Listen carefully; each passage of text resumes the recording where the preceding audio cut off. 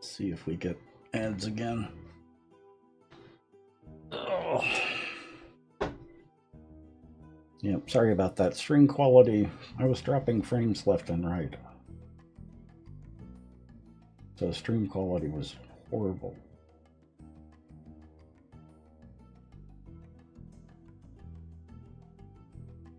See if it keeps up. Yeah.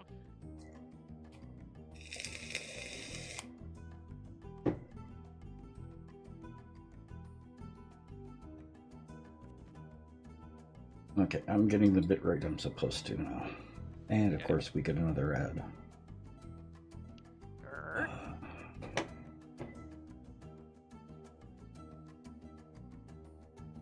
Snoozed for 5. I really wish I could turn ads off.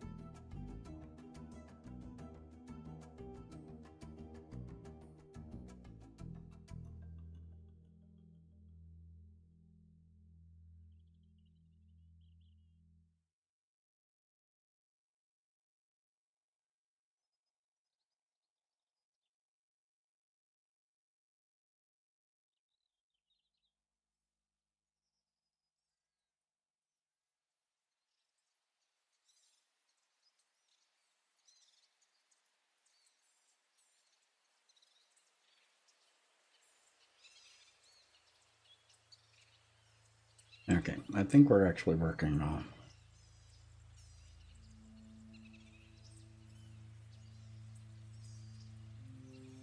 So far, so good. Looks good at my end. Mm-hmm.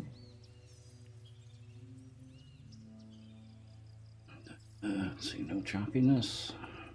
Nope. Oh, no choppiness. Okay. And your flames are, doing their flamey thing and not doing the pixel thing. Yep.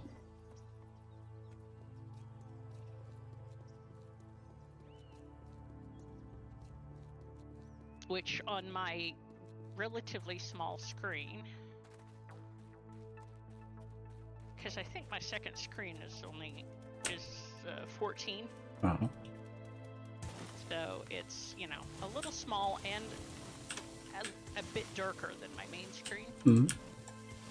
A lot of times, unless it's, incredibly choppy, I don't see but I do see certain things, like the flames not being flame. Uh-huh.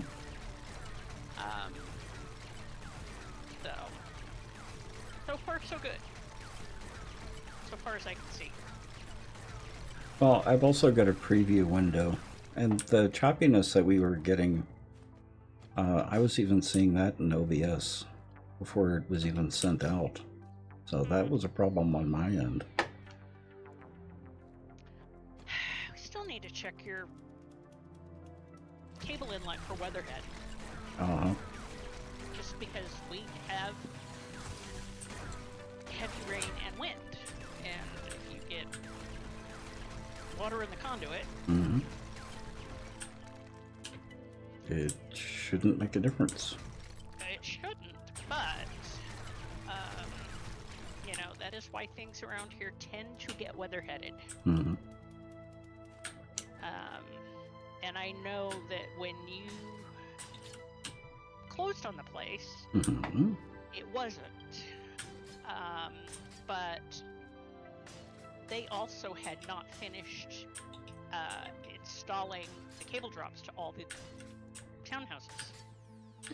Well, that's something that the cable pipe that it's going into has not changed, other than the addition of the wire from the cable company.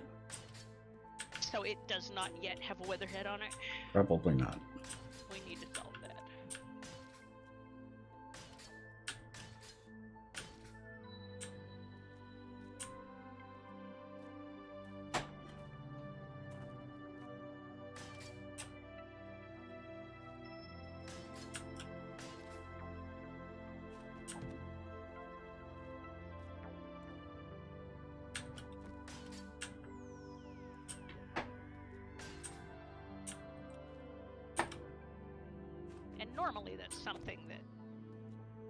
cable company would have put on once they finished pulling all the unit runs.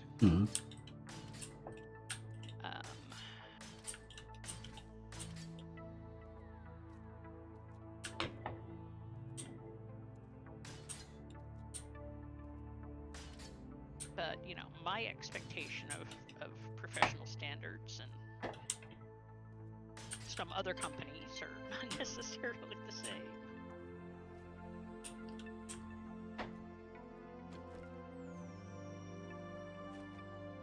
I suppose that's one of the, you know, downsides of growing up on a ranch is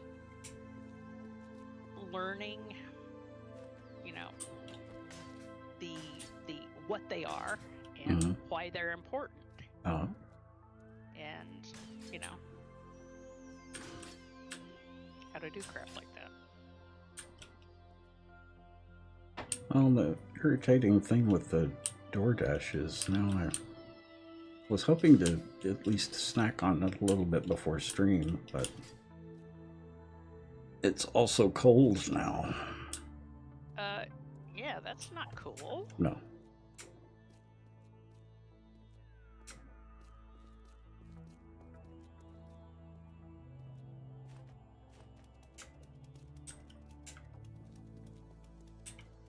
What did you order?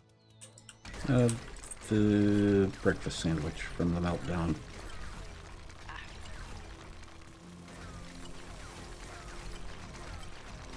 I'll throw it in the Breville later.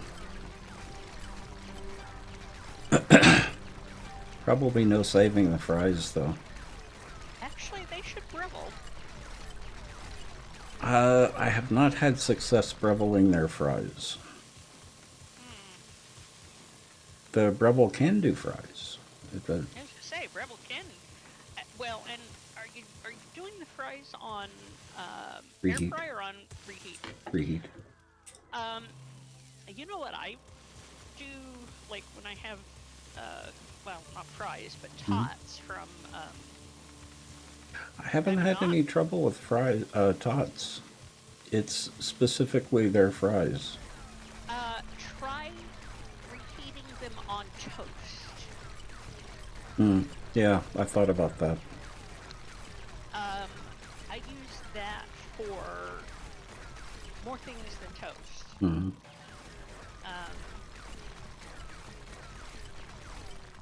And especially since the fan on mine now has gone, the fan bearing's gone wonky. Yeah.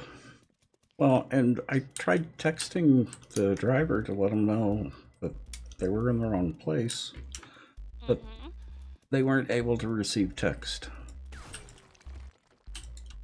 That's interesting.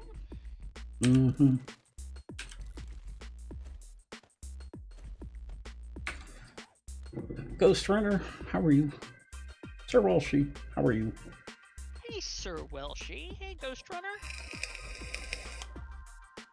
Oh, we got ad running. Ah. Oh, good, they're all subscribers, so they don't get the ad.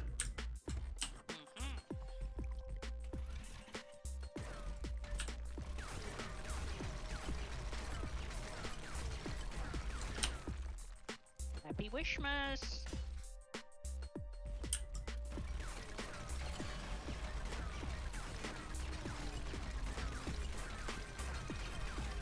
Lost a fight to a lawnmower?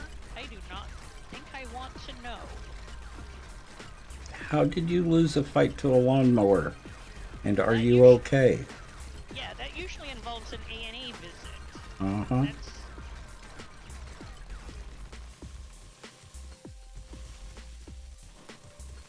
Ah, okay, well... Oh, haircut. Ah. That we can live with. Yep. See? You had me worried there for a minute.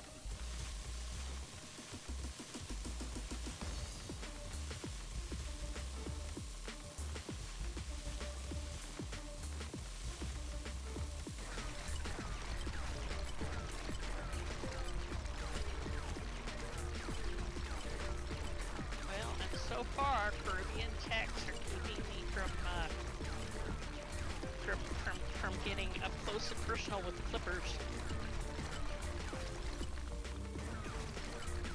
And of course, Lathios asked me, not to shave my head again. Well, what Lola wants, Lola gets. We will keep, so far y'all are keeping me, at distance from the clippers. Uh-huh.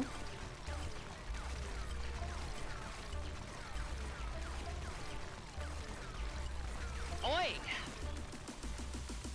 Oi? Goodness, Sir Welshie, was it for charity?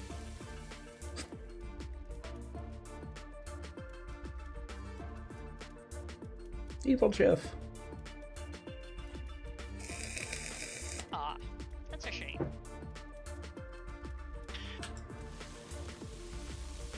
I need to trim my goatee. I'm not going to take too much off of it, but I do need to trim it a little bit. It's that time. Well, gee. Oh, it's something I can do myself. Oh, I know. Mm-hmm. And I usually do it with scissors. Because cutting straight across just doesn't work. So it takes a little bit of sculpting. Yeah.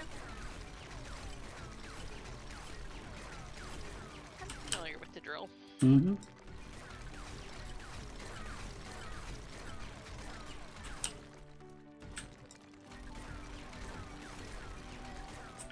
Do you trim Lathios's beard, or does he do that himself? He does. Mm-hmm. I have, but he,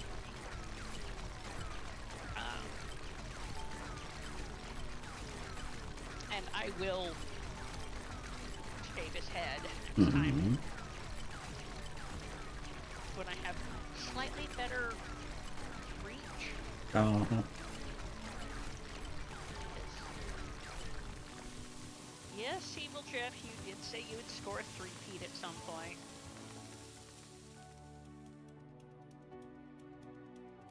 So,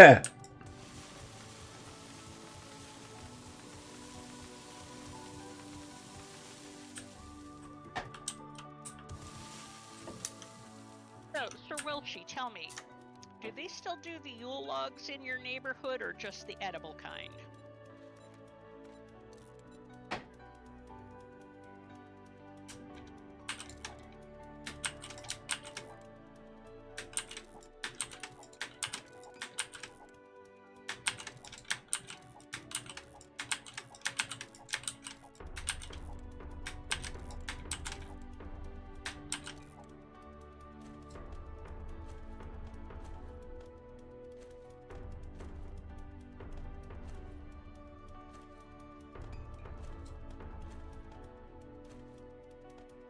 Now, Evil Jeff, are you the Evil Jeff that I know IRL?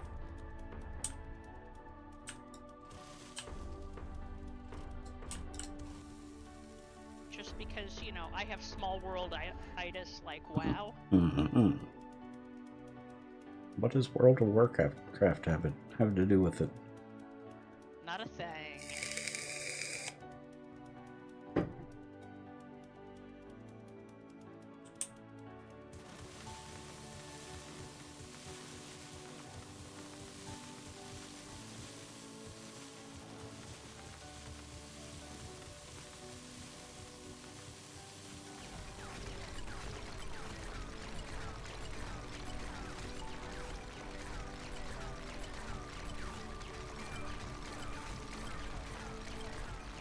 And I do not, in fact, know everyone.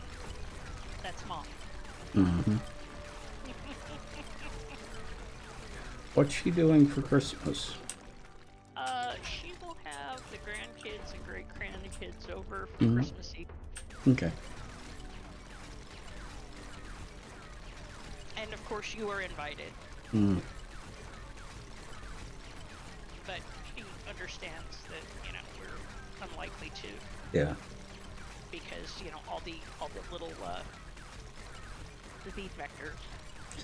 Yeah, well, I plan on streaming on Christmas and Christmas Eve. Yeah, that's.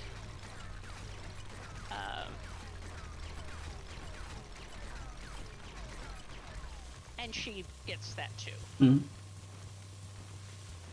We'll have to have lunch with her sometime in the not distant future.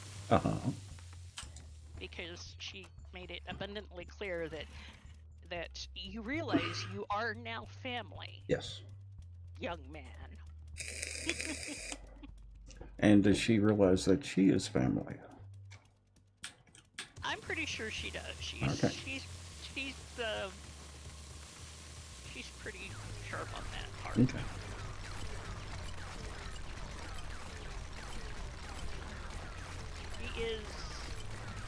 She is the marvelous mommy person.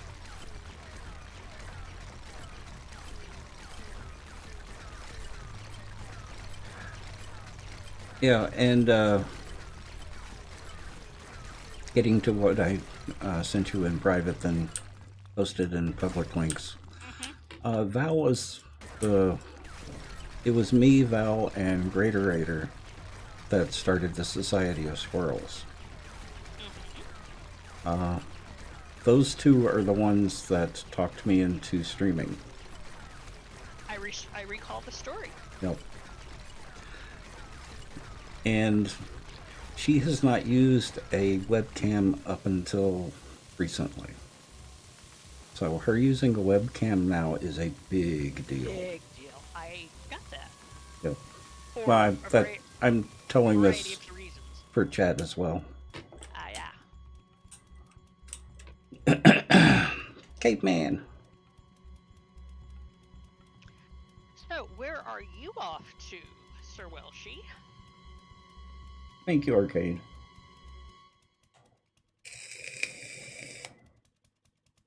I'll be here, Caveman.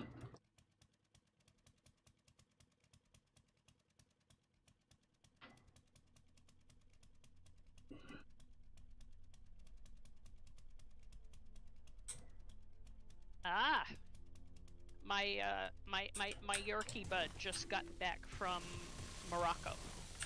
He did his holiday and got back last night, nominally, from Morocco.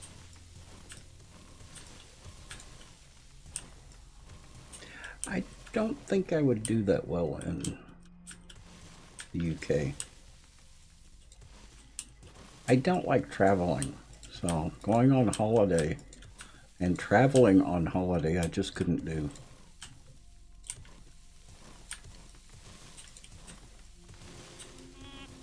It's more a joke than anything. Yeah, I was gonna say, I've road tripped with you, bud. That's not a holiday. That's for me. True. That is true. It wasn't, but I have road tripped with you. Yes. So I know. Yeah, going somewhere The to essentials. relax is not something that I would ever do. Staying home to relax, I would do.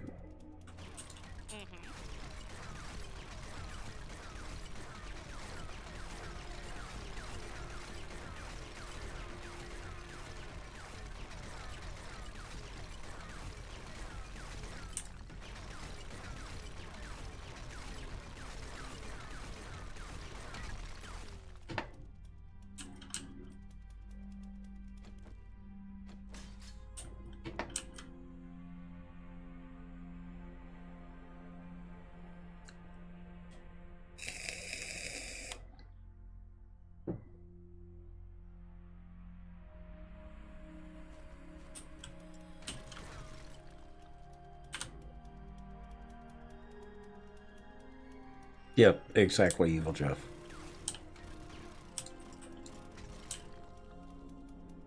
Oh, and the actual traveling, unless I'm pilot in command, which isn't gonna happen anymore. The travel is not the pleasure, but the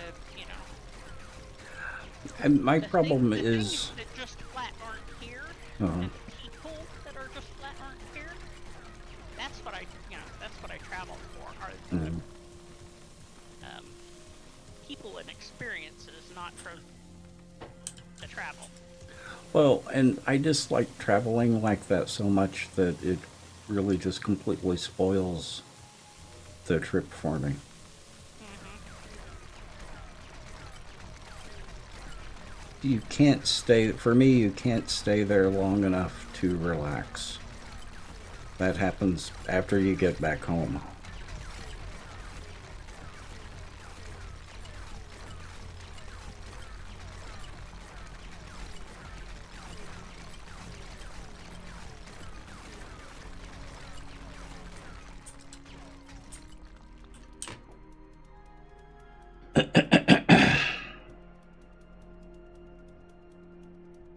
Yeah, my favorite vacations are staycations, which I get all the time now. I mean, I'm on a almost perpetual staycation.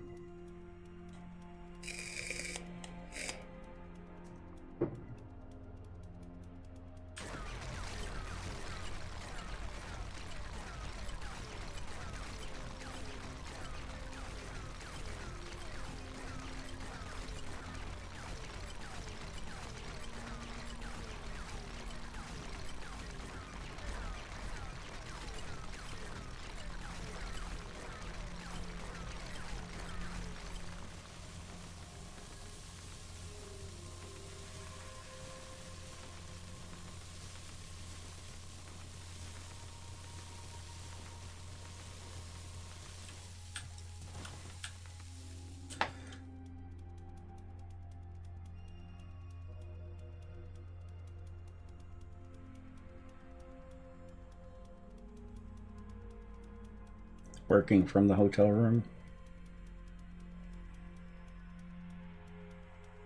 Oh, okay. Yeah, the trip that we took to New Orleans many years ago, we went on an impromptu Anne Rice tour of the city, Yep. So those visiting, sorts of things. yep, visiting the places that she wrote about in New Orleans.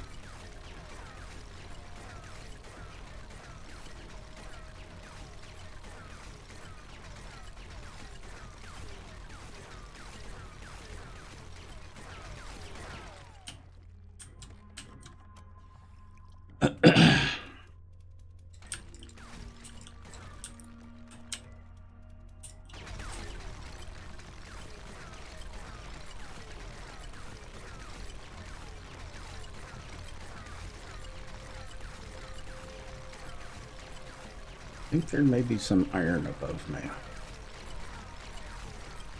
It's not falling. Uh, Could be.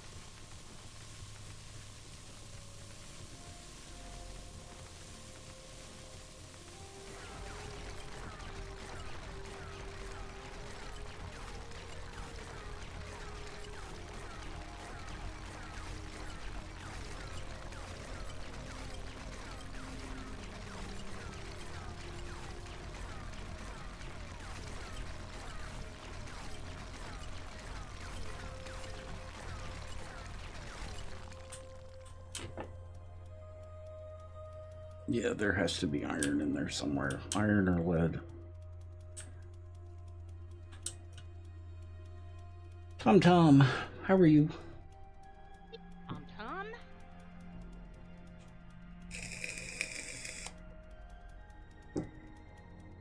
Yeah, and Evil Jeff, something like that is fun. But New Orleans wasn't really that far from Austin. At least it didn't seem that far. Not in distance nor in attitude. Yeah. That's true. Thibodeau. Distance, Well, yeah. no, but attitude, yes. Yeah, well.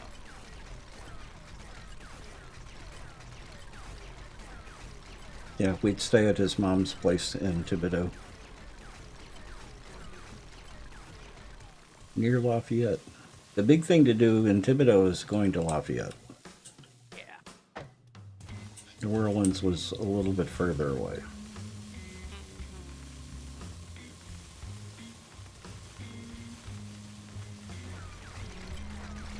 Do you remember Marsha Ball?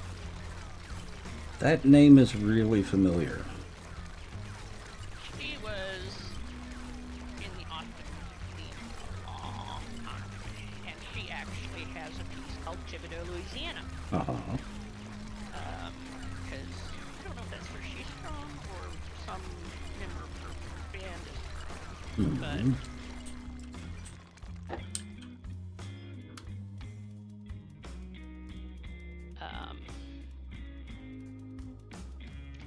yeah, she used to gig across the street from my house in Austin.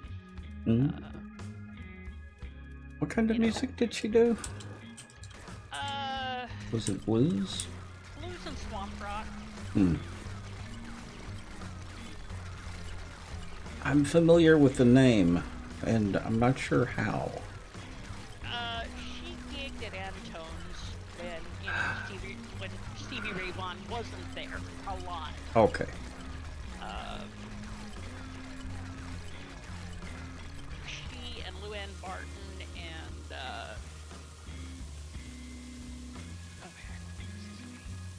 We went there quite a bit, but we were never there when anyone was performing.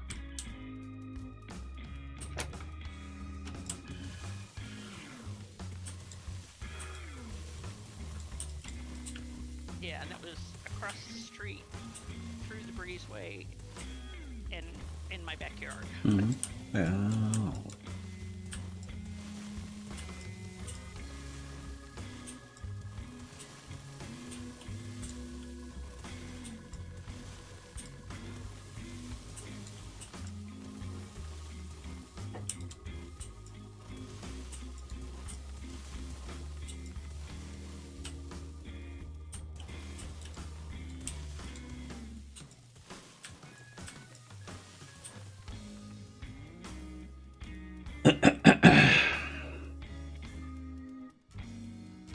Used to visit frequently. I remember seeing the Alamo Draft House, but I never went there. Never got the opportunity. I miss Magnolia Cafe and the omeletry. And the Kirby Lane Cafe. Kirby Lane I didn't like as much. I liked the omeletry and I liked Magnolia. And Green Pastures for brunch. Only went there for weddings. Not unusual because, They had peacocks and I hate peacocks. well, that and, you know, I actually would go there, my recording studio bud. Uh-huh. We would go there for lunch from time to time. Mm-hmm. I've heard that it's really good. It is very good. And their brunch was spectacular. Yeah, I'm not surprised. Better than that, actually. You know, in my considered opinion, Uh-huh. was the Inn at Brushy Creek, which is in Round Rock, which is outside Round Rock. And they... Adra. Hey, Adra. like Green Pastures, although Green Pastures is a plantation house.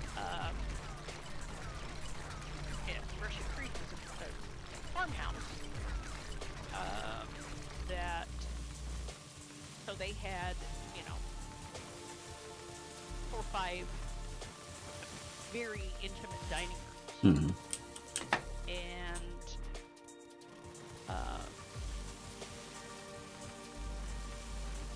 it was cozy, and the service was unbelievable, Mm-hmm. and the food was spectacular, and it was considering back in the 80s, it was remarkably reasonable Yeah. for being a Michelin quality establishment. Yeah. But I think they got developed out from under, like so many places did. Yeah. The only really fancy place that we went to eat was the old San Francisco Steakhouse. Yeah. Shady Grove was good. I don't know if it's still there, but it was good. What was the one on the hill that was famous for the sauces?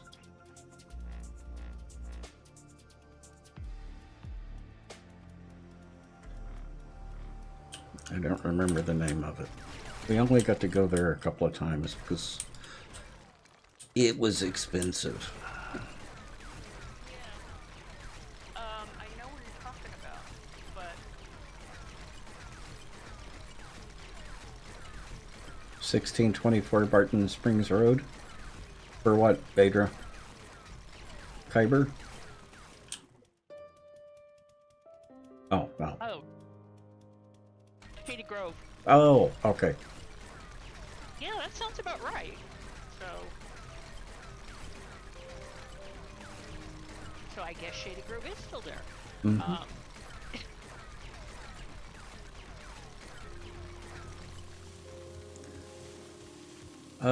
We went to a wedding.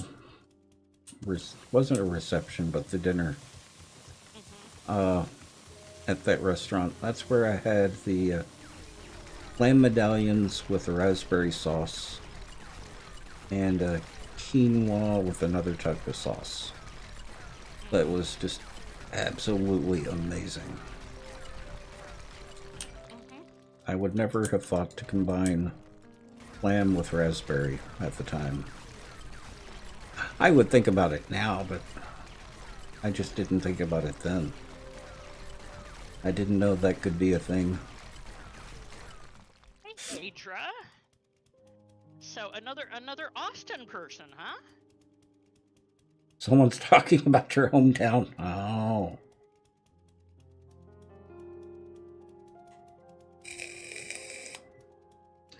Yeah, and Evil Jeff, but that's down in the right area, so I imagine that it's the right place. I haven't been back to Austin since I moved to San Francisco in '99. So '99 was the last time I was in Austin. I have been back to Austin once since you have. Uh-huh. I actually went to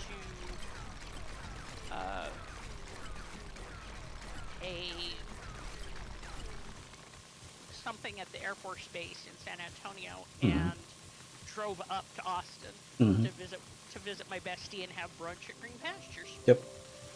Well, the other thing I really miss in that area was Schlitterbahn. Schlitterbahn was amazing for a water park. Power out, just checking in. Well, good to see you here, Rev. Take care of yourself. Hope your power comes back on. It certainly has, Adra. All the small little restaurants that I used to eat at are pretty much gone now. There's a little place called Walk and Roll. It was just a Chinese takeout that I absolutely adored. It's not there anymore. Last time I checked. Well, there was the Hole in the Wall, Guadalupe, which was an amazing hole in the wall. and I'm pretty sure was gone the last time I was there. Yeah. And utter delight. As long as they don't shut down Katz's. Because Katz's never closes. That's true.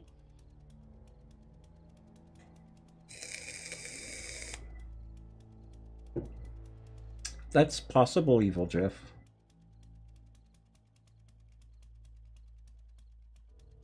You allow yourself 10% power per entertainment.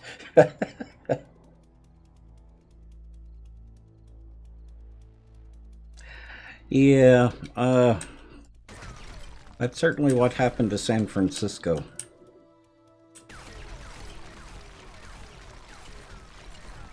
San Francisco, when I got there, it was just at the start of the .com, and they kind of ruined the city. Well, not kind of. They completely ruined the city.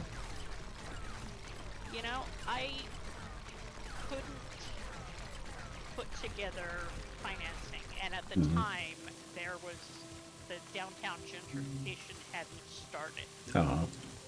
But you remember the old Scarborough department store? Yeah. Down on Congress. Yep. Art Deco, black marble. When they closed that, it was for sale. For under $1.5 million. And if I had been able to pull together financing, I would have turned it into retail space on the bottom floor, professional space on the second floor, and condos on the top 3 floors. And this was, you know, like 83. This was way before they started gentrifying downtown. And, you know, and when I went back... Exactly, caveman. I look at that area now, and it's like, you know, nobody took me seriously because I was A, really young, and B, conspicuously female. Wait, you're female? Well, you know, when you're talking about land and property deals and taxes, welcome to the Nut Hut. Now you can nut check your friends. Ruby, thank you. Welcome back.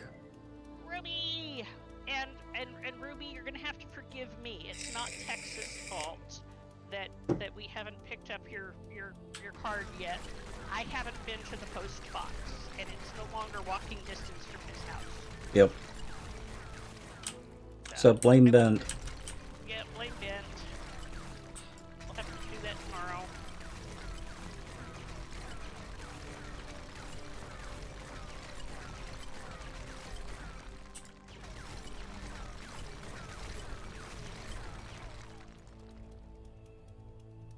But yeah, if I'd been able to be taken seriously, you know, back in 83, 84, with what has happened with downtown Austin since then, holy. But, you know, it is what it is. Yep. That way I ended up here. Yep. And much better off. In a multitude of ways. Mm-hmm.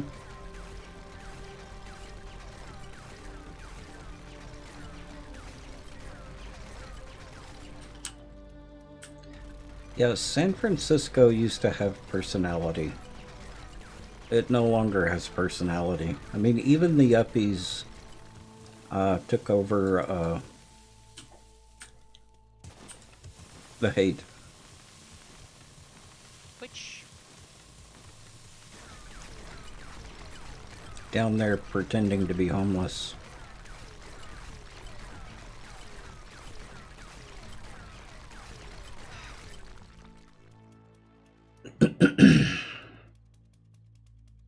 You're eating dinner? Ah.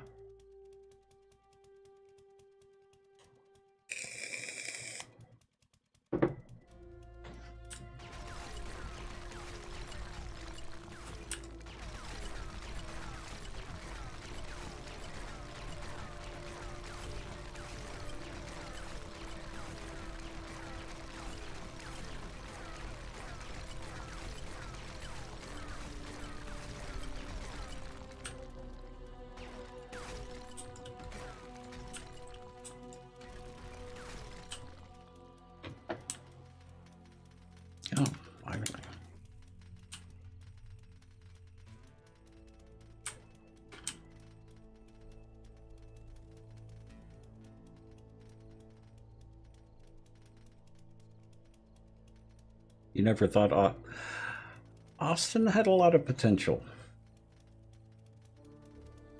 It used to be a really, really nice city. But I haven't been back, so I don't know what Austin's like. It was really nice when I was there.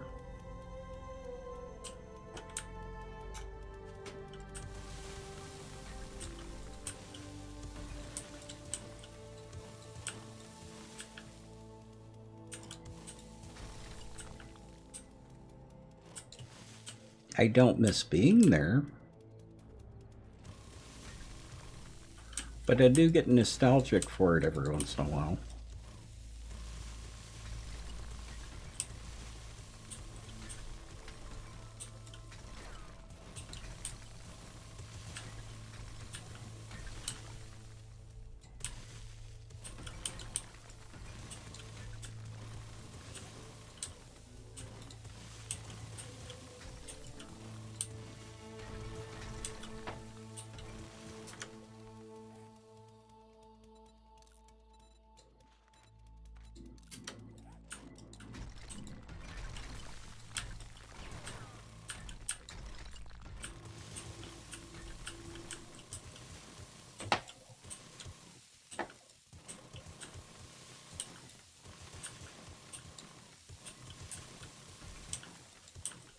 Yeah, the main reason I haven't been back is because a lot of my family lives in Austin or in the area.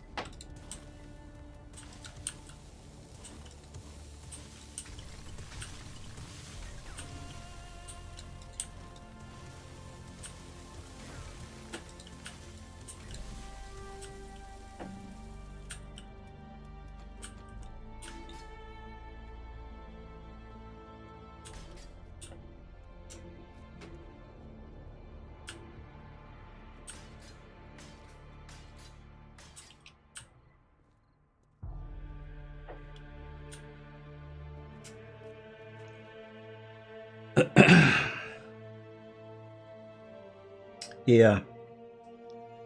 I used to like going out to Lake Travis. It was always a lot of fun.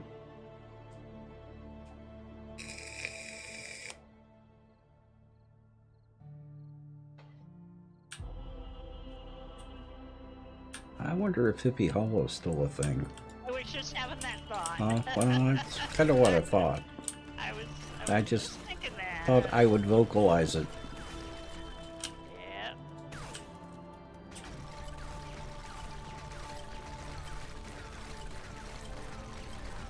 They were trying like hell to get it shut down. Yeah.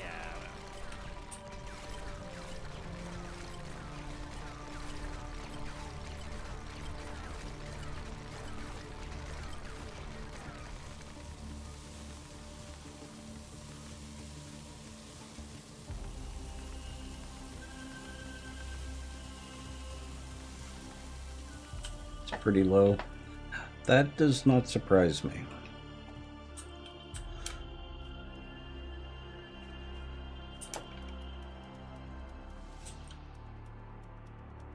You haven't heard anyone say Hippie Hollow in a very long time? Uh-huh.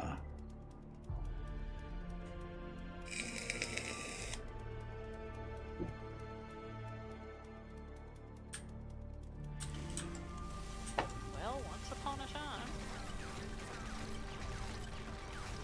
back in the old days, when when we dinosaurs were young. Aww.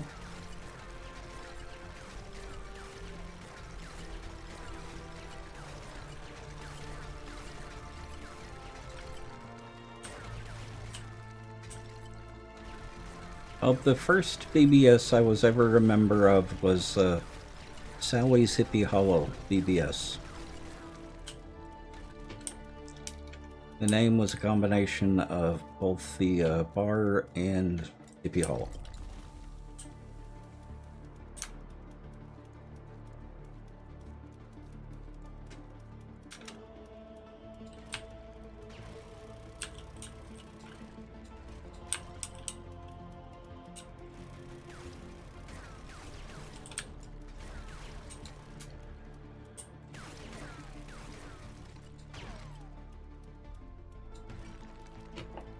And Sally's was a kind of depressing dive bar.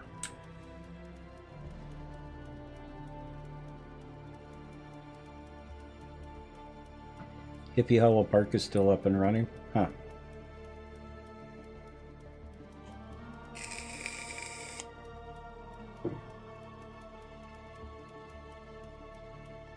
Now they're trying to get rid of the one we have here.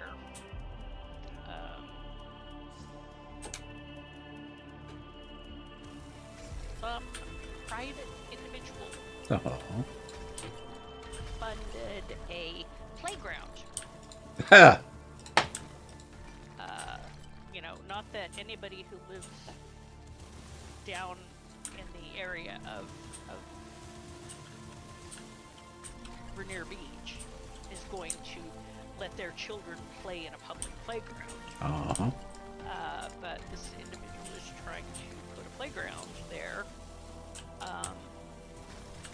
To run off the beachgoers? Uh-huh. Yeah. To run off a particular type of beach goer. Yes. Not necessarily the nude ones, but absolutely the queer ones. Oh.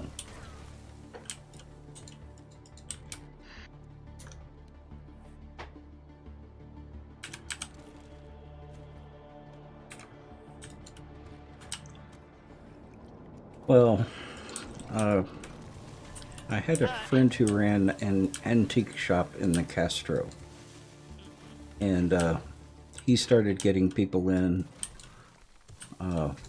these young yuppies with children that have moved into the Castro and were complaining about nudity in the windows of the stores. This is the Castro kids. It was there before you were. Yep, and that's basically what they got told. That they knew what they were moving into. Yeah.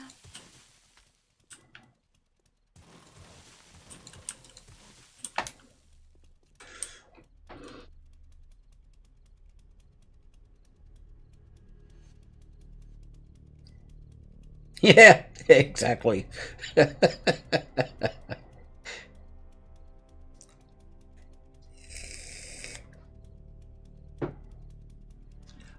Well, when I was living in Austin and living with my parents, we never had a lot of money, so a lot of those places were just out of our price range. And we'd go out to eat maybe once a month, if that often. And even in my first relationship, the only thing we would do is Denny's every Friday and Saturday night.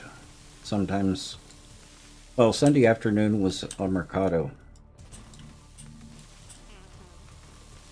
for some nice Mexican food.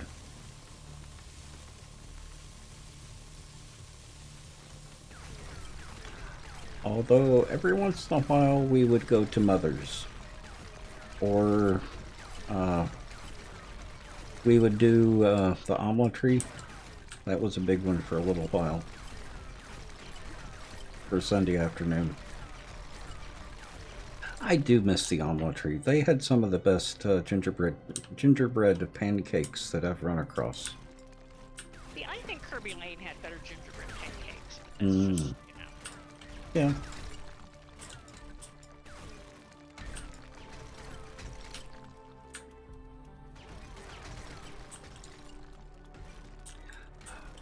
Well, part of the problem with Kirby Lane is we'd have a group of 10 to 20 people. Right. And Kirby Lane couldn't really handle that many people.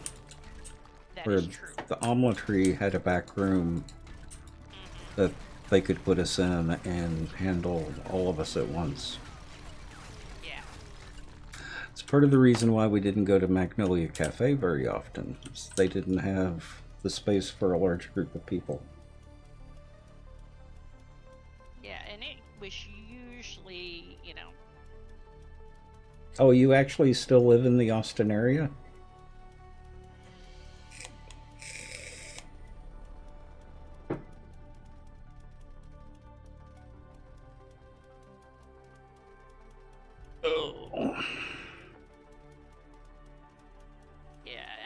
parties at Kirby would be, 6. Yeah.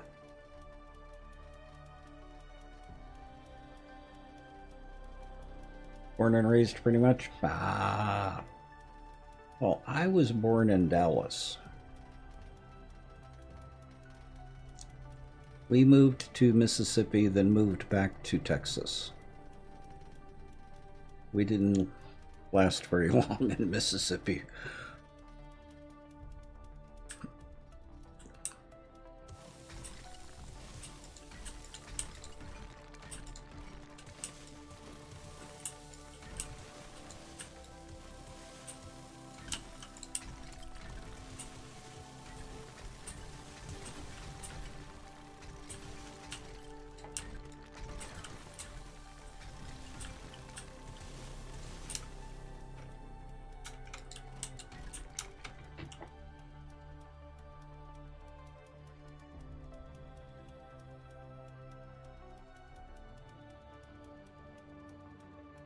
Well, my dad wanted to be a farmer.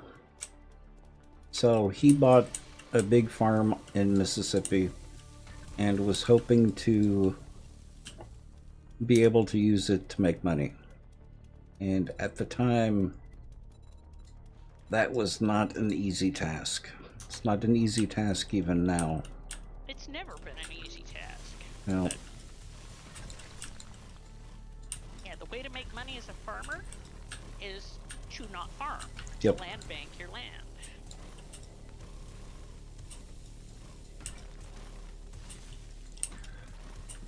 so he was never able to quit his job, so he wasn't able to spend enough time on the farm to actually make it profitable, or at least livable.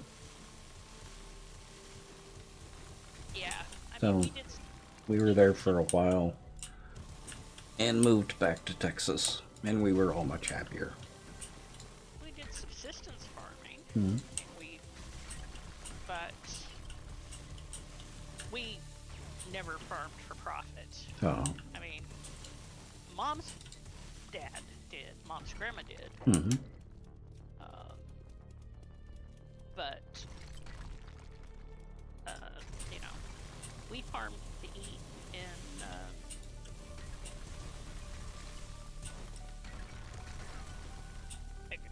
Because we could not have.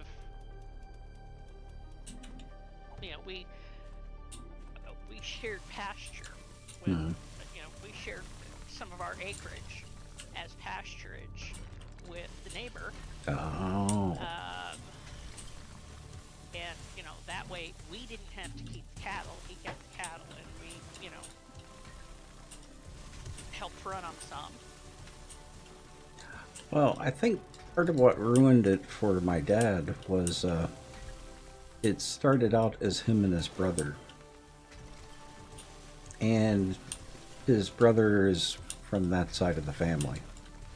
Ah, yeah. If you know what I mean. I do. I think you may have mentioned that. Uh-huh.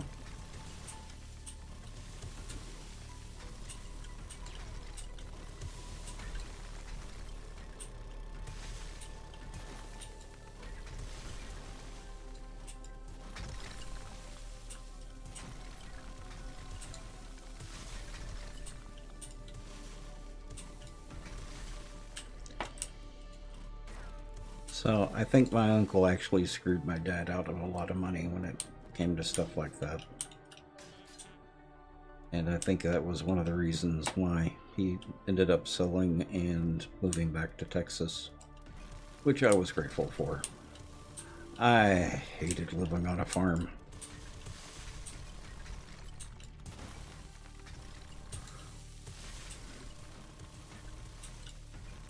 Because the work on a farm never stops. Nope. There's always something you need to do.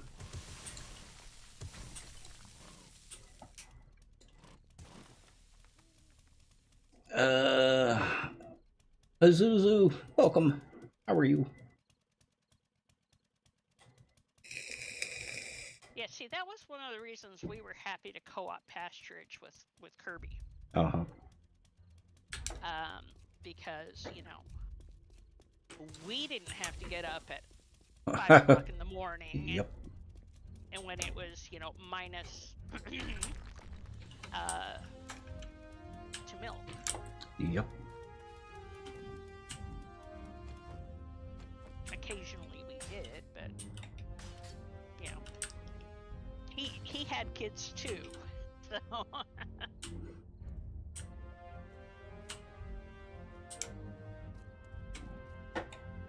and he'd worked out a co-op deal with my gram probably before I was born. Uh-huh.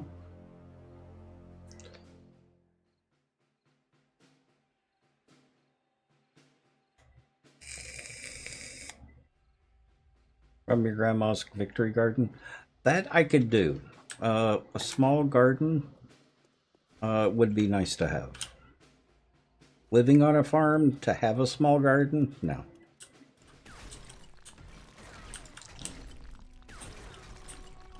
We even had like 30 head of cattle and a horse. That's one of the ways that I found out I don't like riding horses.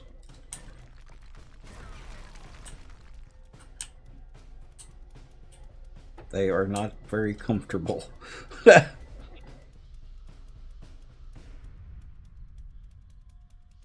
Yeah, exactly, Pazuzu.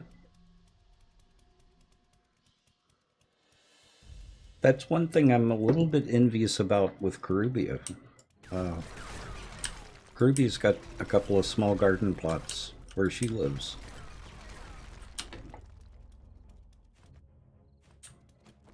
They're small, they're enough for a salad, but that's about it. But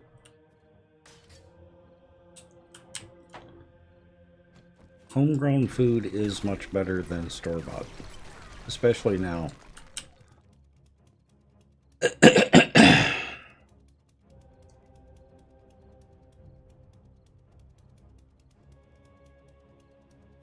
Grow dental floss. Aha.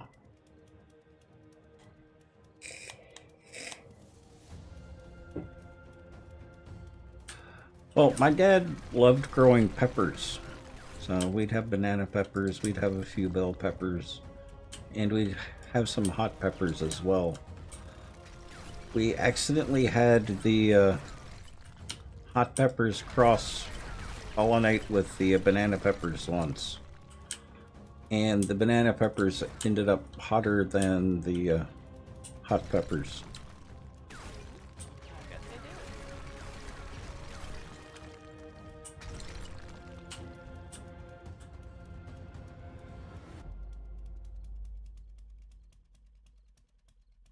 You don't see yourself riding one? Yeah.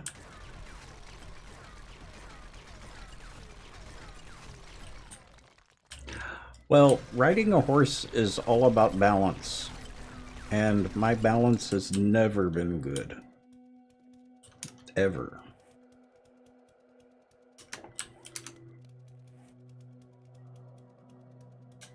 Well, and it's, one more thing that Bent isn't allowed to do anymore. No.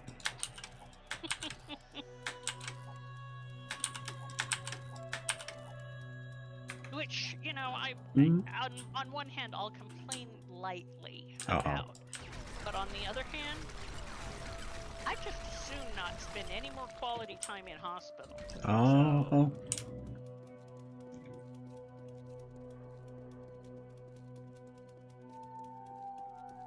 Well, if it ever turns sunny and daytime, I'll show off the build so far. Right now you can't see it. Yeah. For some reason. Well, because, it's raining and dark. At least I can't tell if it's raining at the castle. It is, yeah, it's raining. Yeah. It's raining on my head.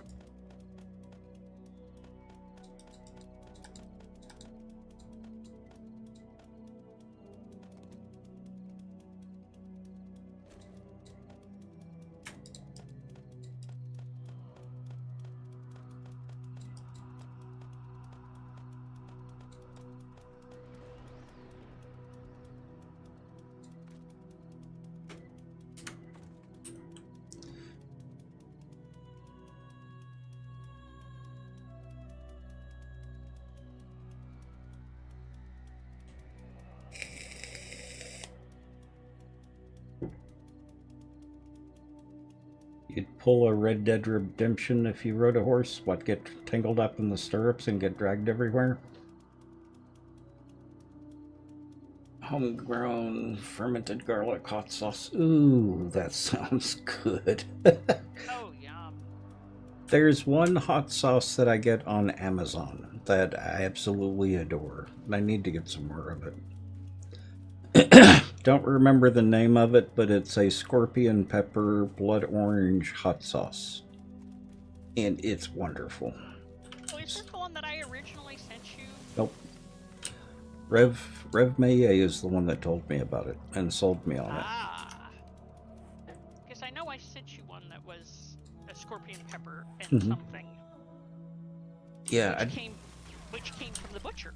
Oh. By the way, would you send me another party invite? Because, you know, I got kicked and... Okay. So I... Thank you. Mm-hmm.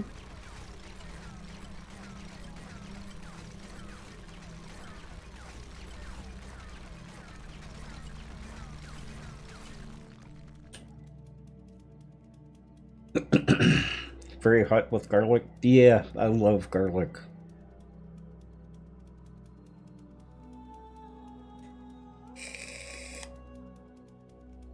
But not, it's hot, but it's not too hot. I never remember the name of it. Something like Rogue Morgue.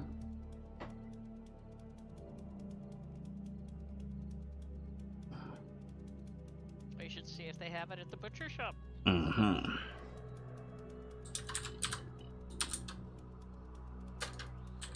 Because, you know, it's not like they don't have 9,000 hot sauces.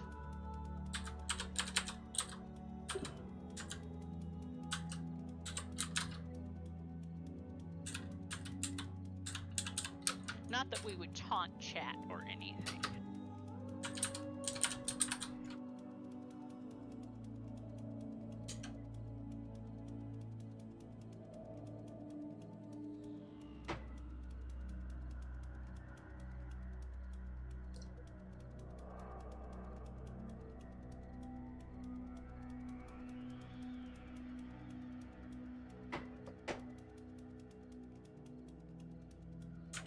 There you go.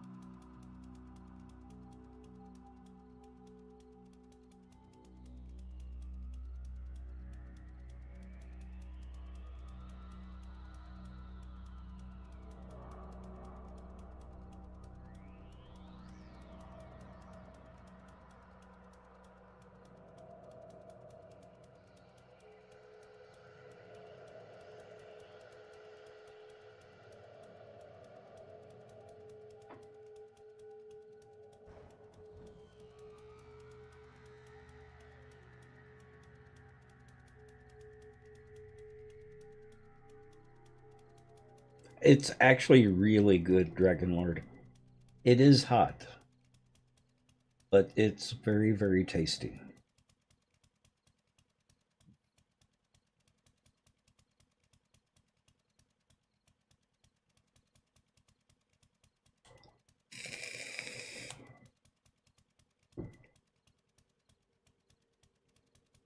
Hope it's enough to last a year. A 4-ounce bottle of that scorpion pepper hot sauce was enough to last me about a year. I didn't use it very often, and I used it very sparingly. Because it's like $9 a bottle.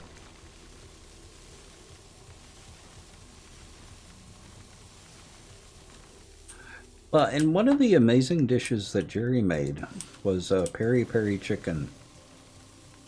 And the peri peri peppers, I never had a pepper like that. Those peppers are really good.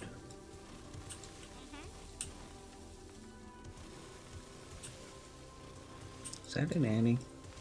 Yes. Oh.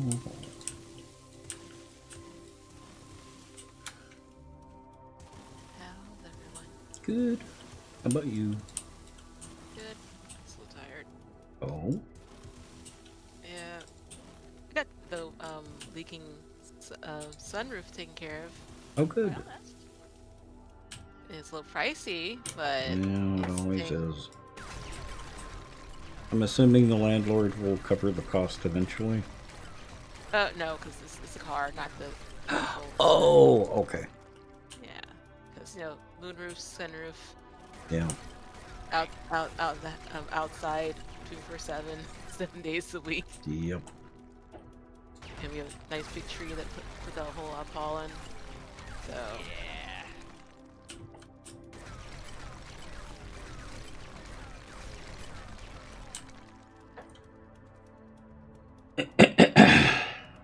we're like, so how much does it cost to get this thing cleaned out? Yeah. Okay, let's call our place, and the airplane says, yeah, no, we're not gonna do it for you. Sorry, bye. Like, but you did it for us for free last time. No.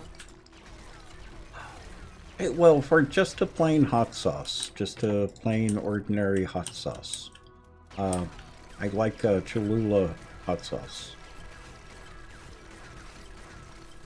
Sriracha is kind of okay, but I prefer Cholula.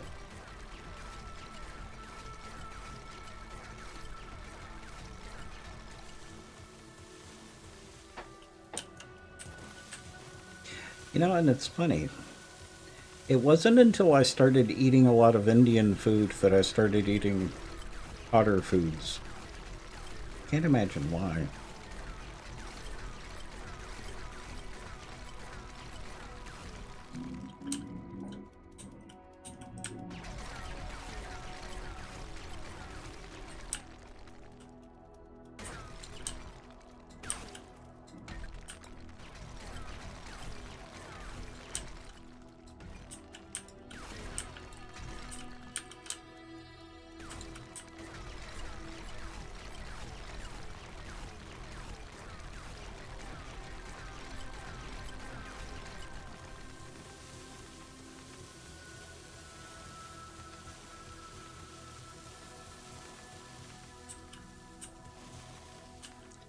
Then I had a friend that introduced me to a Pakistani restaurant in San Francisco.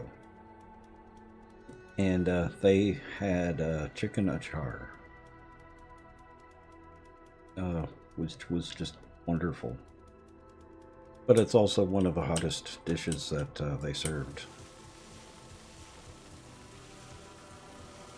So I got home, told Jerry about it, and he looked up a recipe for it and was able to make some chicken achar. Which, of course, was better than the restaurant, but you always get that with homemade food.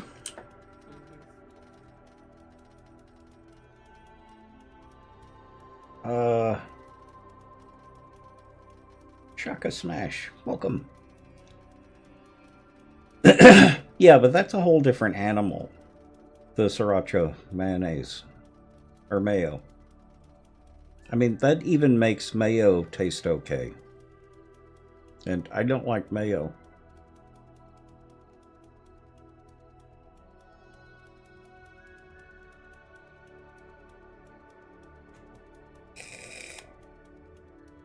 Yeah, but you can get chicken achar with dark meat. And dark meat's okay. It's the white meat that I have a problem with. And I actually like the taste of chicken. I just can't eat white meat chicken. I can't eat any really dry meat. It's one of those things where I'll chew it and chew it and chew it and just can't physically swallow it. Because it seems so dry. It's like chewing on paper for me.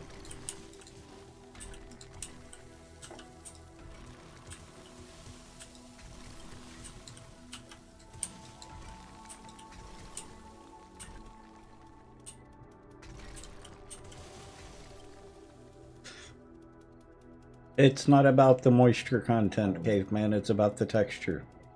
Mouth is mouthfeel thing. Yep. Yeah. Fried chicken is tolerable, but that's because it's fried. Anything fried is good. Yep, pretty much.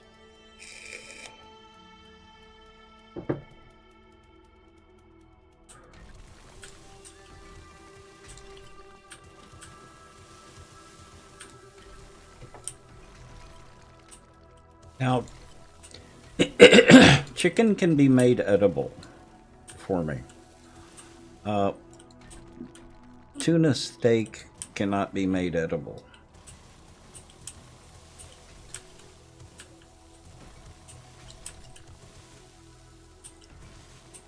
Salmon can even be made edible, but not tuna steak. Yeah, it's a texture thing. Mm-hmm. Yep. No,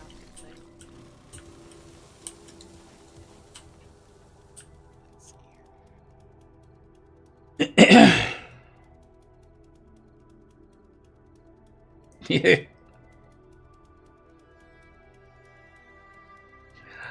Exactly, Evil Jeff.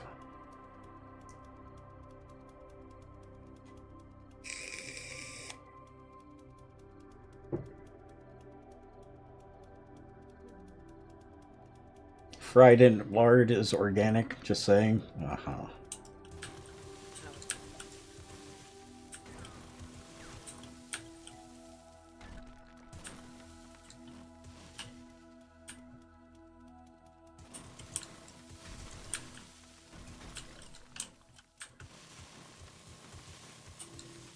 Well, you know, to get the most tender crumb chocolate cake, Add lard to it. use lard. Yep. Lord. Okay. It has the it's I mean, going back to the food chemistry class, Mm-hmm. it goes to the moisture and long chain short chain fat ratio. Yep. And Jerry's oatmeal cookies.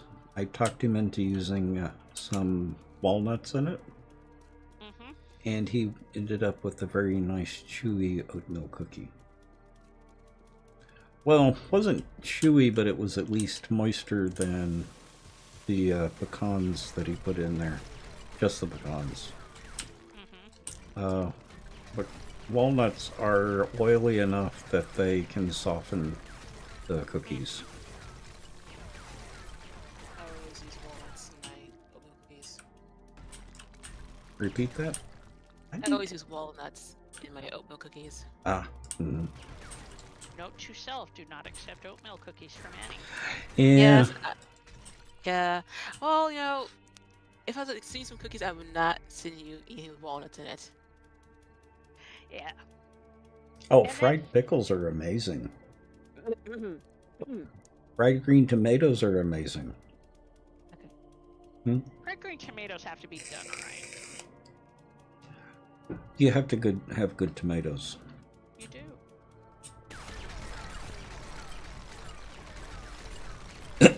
Which means you can't use store-bought tomatoes. Yeah, this is what you do when you have, you know, the fried and pickled tomatoes, or what you do when you have green tomatoes on the vines and it starts to freeze. Yep.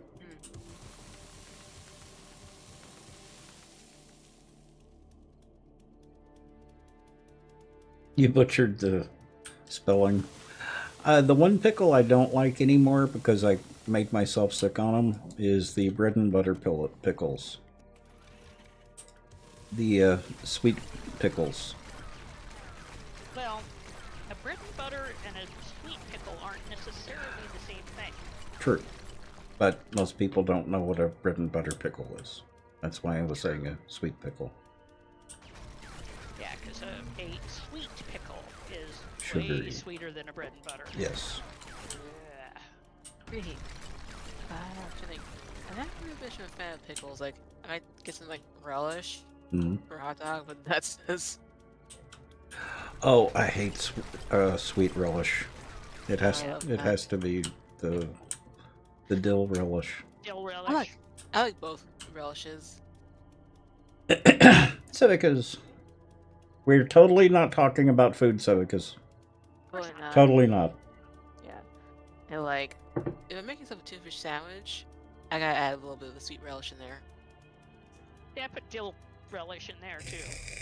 But, you know. Well, I've got a cure for that. I mix the sweet relish with mustard I could get there. because it can be difficult to find a dill relish. Not here.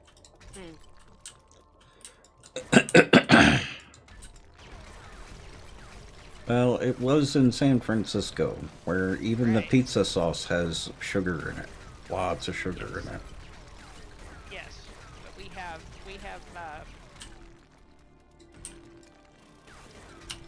a good pickle making plant down in Enumclaw that does good dill relish. And, you know, I would have, except that, you know, pickling cucumbers this year were $2 a pound. Uh-huh. Well, I think Dragoness's sister makes pickling videos on YouTube. She makes. I've seen her do some kinds of things. Mm. I don't recall there being any relish, but you know.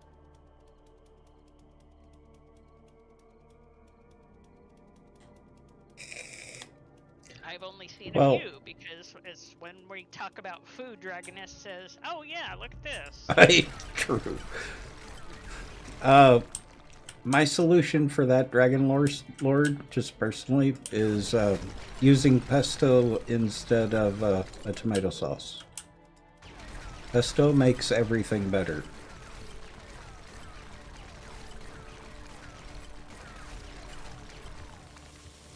As long as you don't have any nut allergies. True. Yeah, well, and if if pesto is properly made with pine nuts, Hmm. then you know it's been safe. If Yes. they make it the cheap way, which a lot of places do, and use walnut oil instead of pine nuts. Oh dear. I didn't even know that they could do that. Yeah, so I have to be real careful about where I get my pesto, or you know, make my own.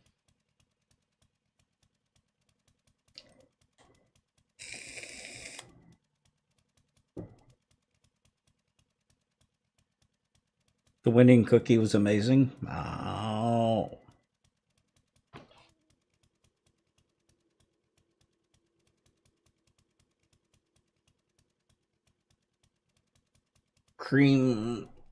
Creamsicle cookies are amazing. Oh. Ah, see, I make almond orange cake. Yeah. Same idea. Almond and orange.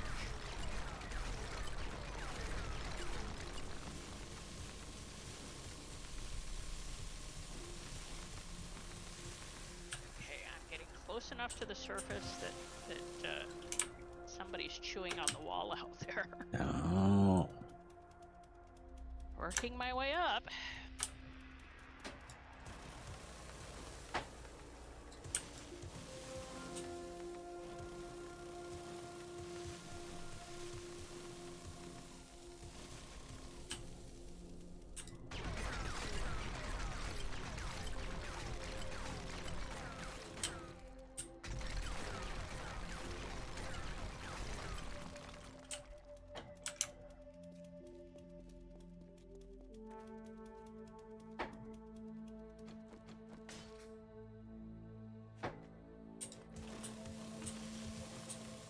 There is a tweaker boy in my diggy hole. Mm.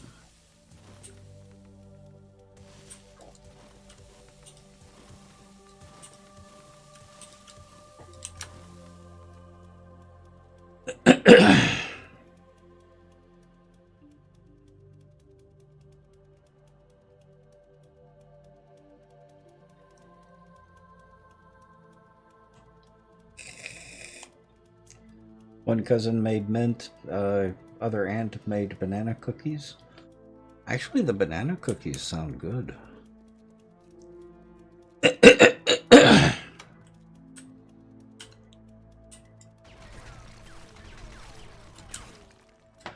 My absolute favorite is Jerry made homemade carrot cake. And one time he made carrot cake muffins that I absolutely loved. He didn't like them though, so only got them once.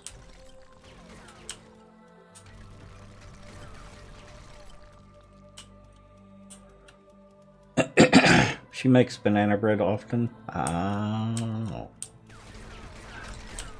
Yep, banana bread can be very good too.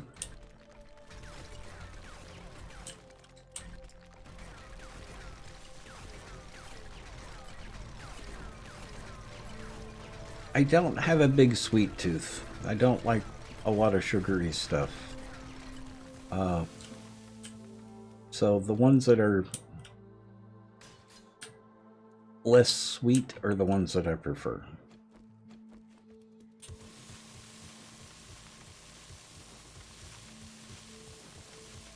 I don't like jelly-filled donuts. I don't like donuts with rock sugar on top of them. I don't like granular sugar, period.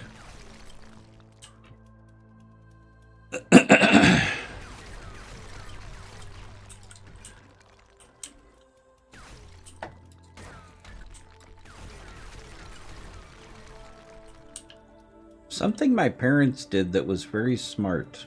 When we were kids, they cut out all granular sugar in the house.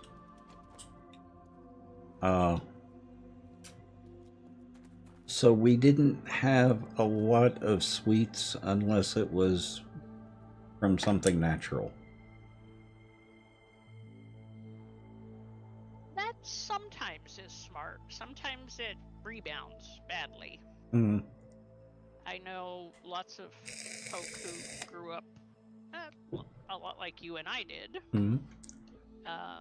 who the minute they got out on their own, it was all the things. All the sugar all the time. Well, and all the things they weren't allowed to have. Yeah.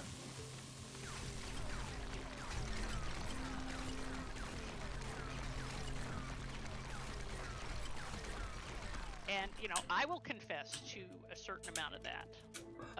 Well, the difference is we had a family meeting and all of us decided it. It wasn't something that was forced on us. Yeah, that was not an option, and you know. But Yeah. then again, the formerly known as familial, you know, formerly known as parental units. One side of their family are commercial beekeepers. And so, of course, it was all the honey all the time because honey is better than sugar. And it's like, no, honey is just a different kind of sugar. You know, it is better for some things, but it is not necessarily, you know, they're... Well, all sugars are processed the same way by the body, aren't they? Pretty much. I mean, some of them process more easily than others, but yeah.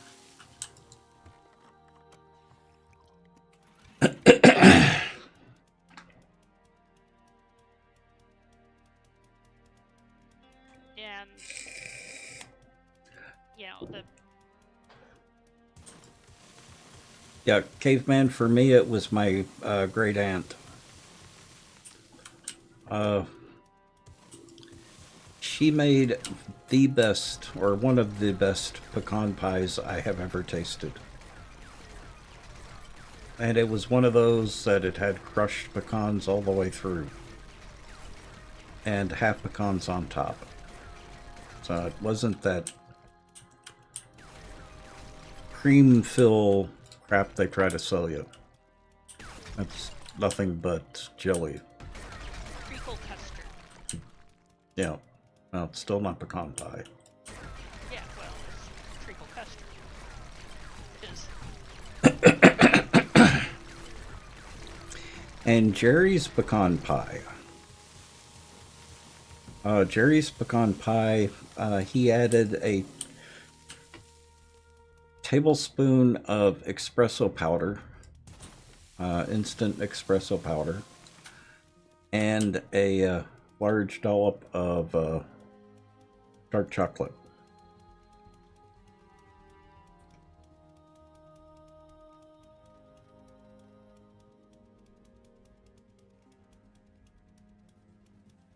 And cinnamon bread of all kinds. Ah.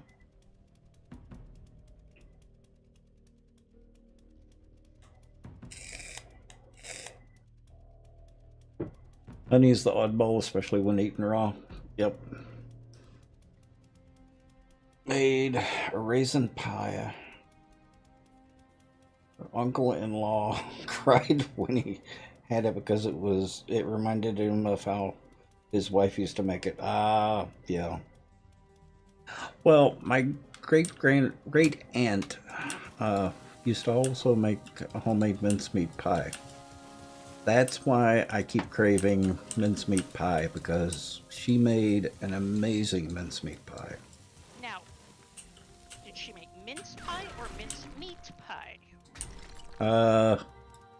Probably just a mince pie, because there was no meat in her pies. Although if she was from, the Texas, No. they probably did have suet in it Mm-hmm. instead as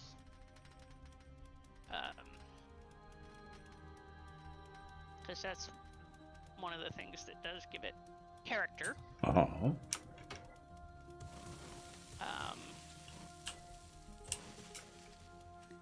Yeah, there's just something about the texture of mincemeat pie that's really good. Between the texture and the flavor. Yeah, I should have grabbed some.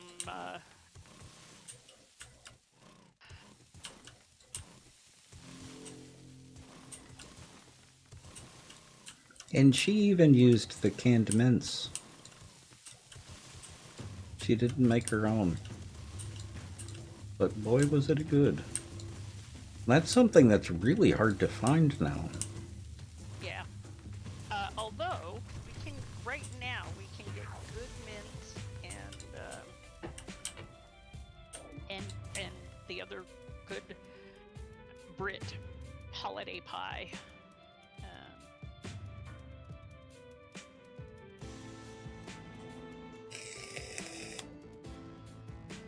Whoopie pies and lemon meringue pies.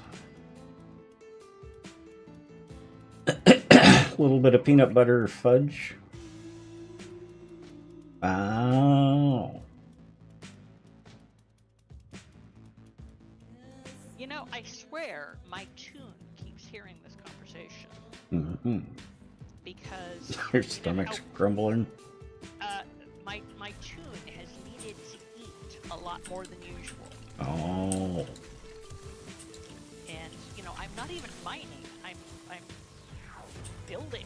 I'm putting the walls up for the workshop. Uh-huh. And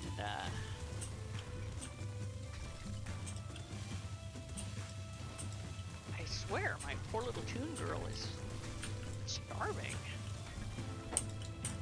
How on earth did we get here? Oh,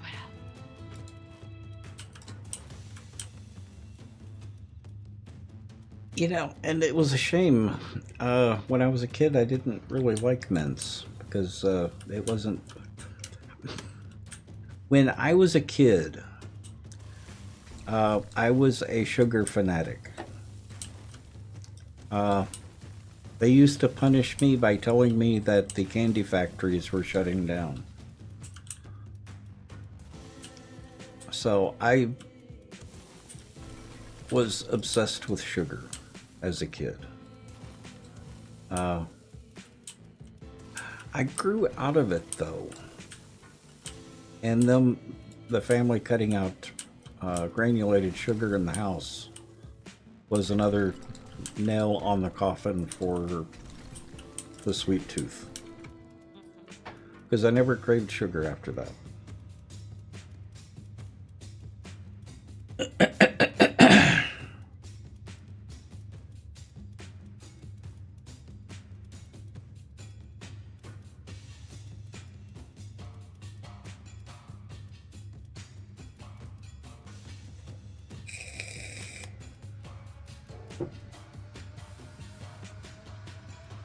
Yeah, when I got grounded as a kid, it meant taking away all the, forcing me not to eat any candy.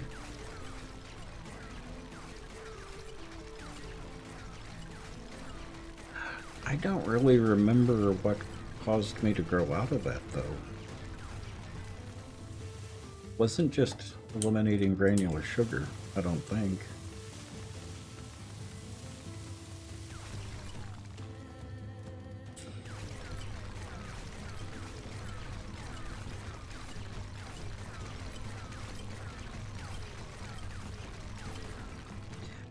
It may have been... I was rebellious as a kid in weird ways. When I was a kid, I decided that I would like all the vegetables that other kids liked, or didn't like, or refused to eat. And a lot of other foods that other kids didn't like or didn't eat. And it may have been just me as a kid deciding that I wasn't going to eat candy as much anymore. So it's something that I would have done. Your contrarian is showing. Yes.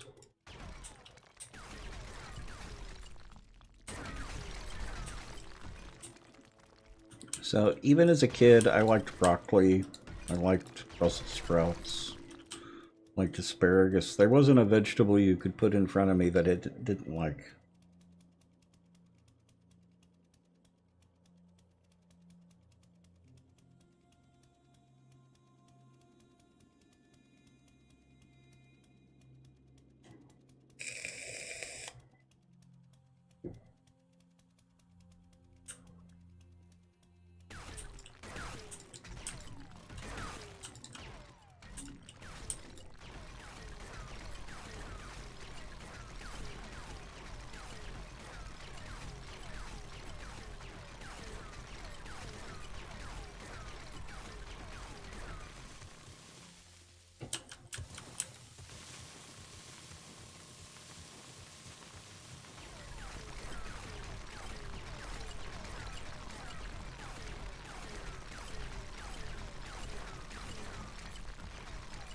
Oh, I did find the buttercream and put it in the refrigerator.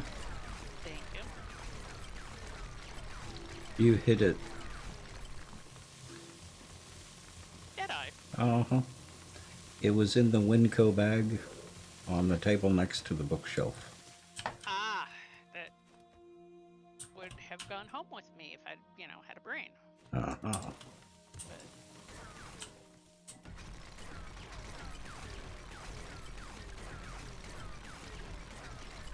Yeah, I had to go looking since it wasn't just out on the counter.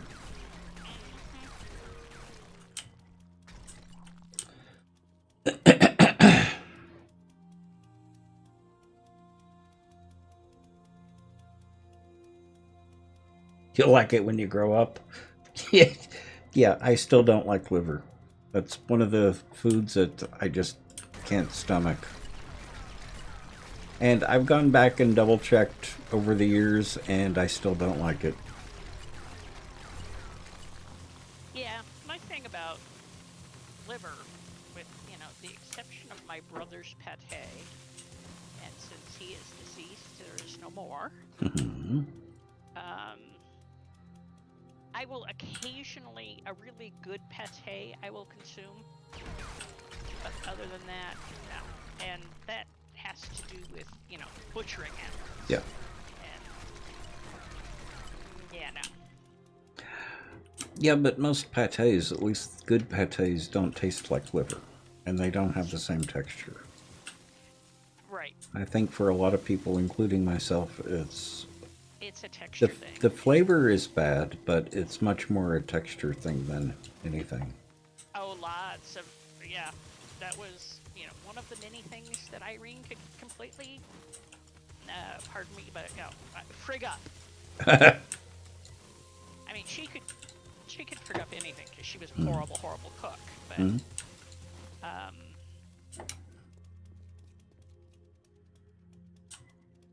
and I loved the chicken gizzards and chicken hearts as a kid. Even the chicken necks. Yeah, exactly, Freaker. Monard. You still can't eat liver. Yeah, it's certainly not an acquired taste. What liver are things like dressing? It depends on whether I can detect it. Because I've had some soups that I couldn't eat because it had chicken liver in it. But they were big enough chunks of chicken liver that you could tell there was chicken liver in it. I like liver in the soup, but and a casserole of some sort, I wouldn't mind. Oh, or finding it as a really nasty surprise in Thanksgiving dressing. Oh. Because the giblets go in the dressing. But. Yeah, no. Dressing. No. No. So, no dressing for Tex then. Yep. Dang it. Those bushes are a menace. Which ones? The stick-looking ones. How are the ones still floating? Those things used to collapse when you take dirt from underneath them. Mm-hmm. Wow. Oh, it's Lover. Welcome. Thank you for the raid.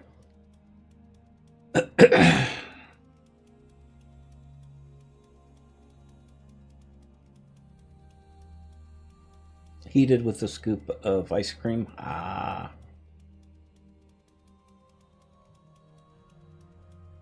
Yeah, like I said, those are a menace. Pixel. How was the stream tonight, Pause?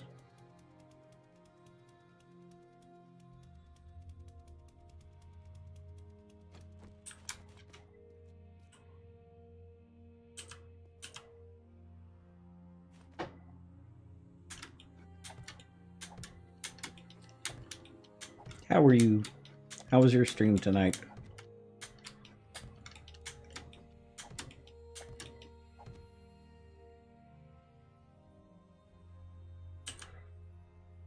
And of course I can't place anything on it. There we go. We had Floaty Bush. Floaty stick. Playing some Monster Hunter. Oh, nice. Very nice. I always really appreciate it when couples play together. Gay, straight, or in between.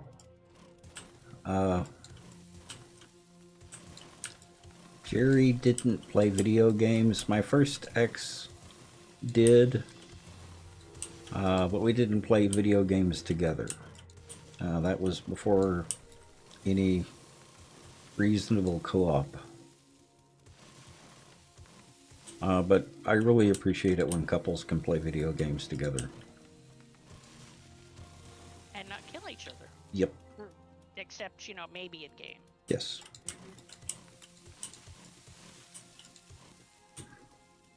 Are y'all playing the new Monster Hunter or Monster Hunter World? Which one?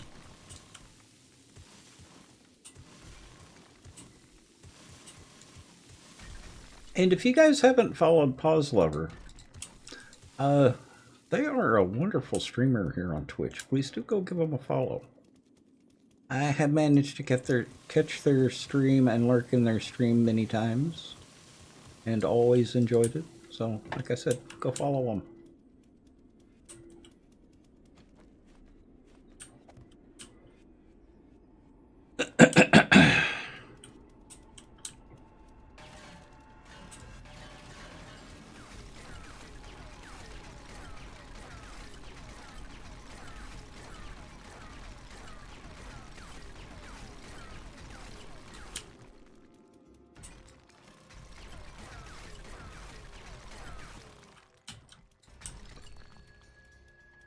Monster Hunter World. Ah.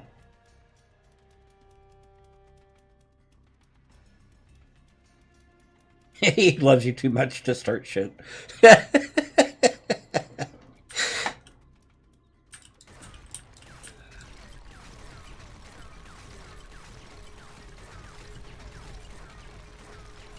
Well, I still occasionally play games with my sweetie. Just at present, is playing other things. Rude. Yeah, well, you know.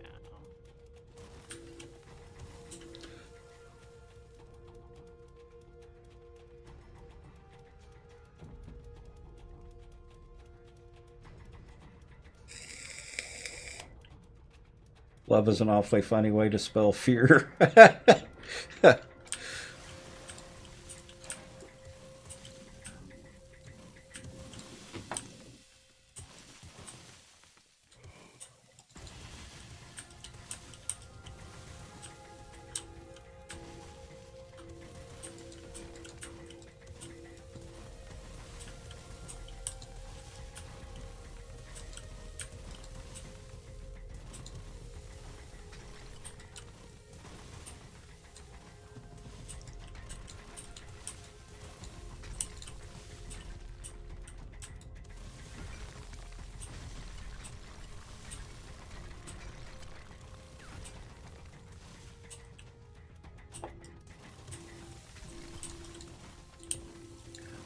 I'm back playing Elden Ring.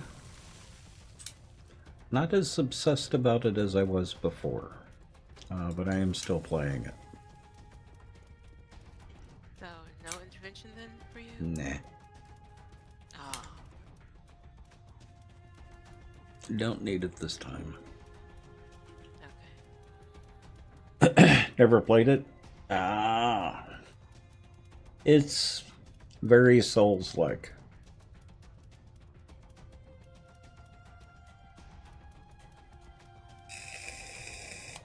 Also, text, your character is hungry and thirsty. I was just noticing that. Yeah, I think they rebalanced the food and drink again. My poor little platoon is. I thought Gan had fixed that. Yeah, I thought so too. Mm-hmm. Oh, I can show off the build now. You can. It's daylight. Has anyone not seen the build?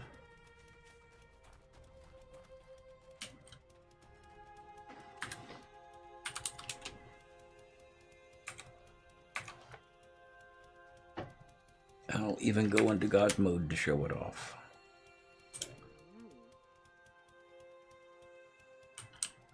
Oops. So we will have gardens out here. There will be a museum over here.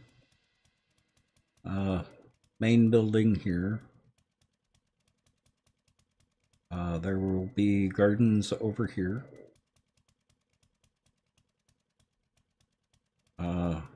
Those are going to be a couple of towers. There will be a small fountain here. And a very simple garden over here.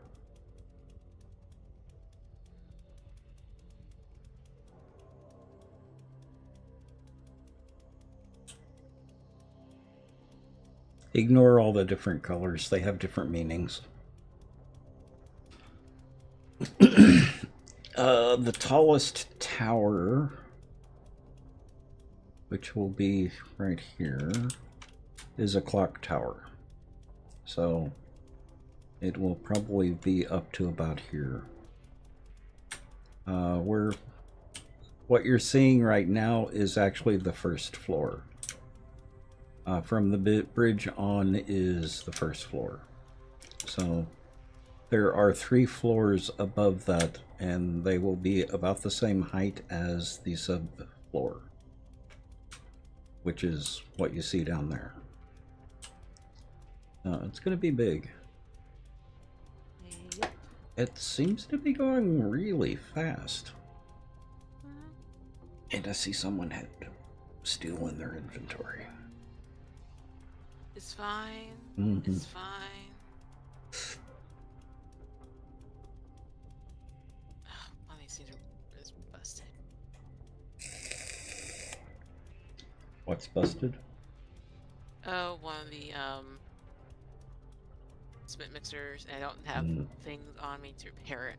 I Oh. think I already organized. Okay, anything in there? Oh my. I have to get that stuff later. Mm-hmm.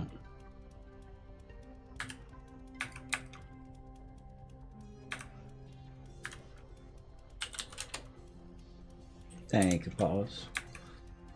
It's one of the nice things about 7 Days to Die. The building in 7 Days to Die always looks just amazing. I started as a Minecraft streamer and liked building in Minecraft.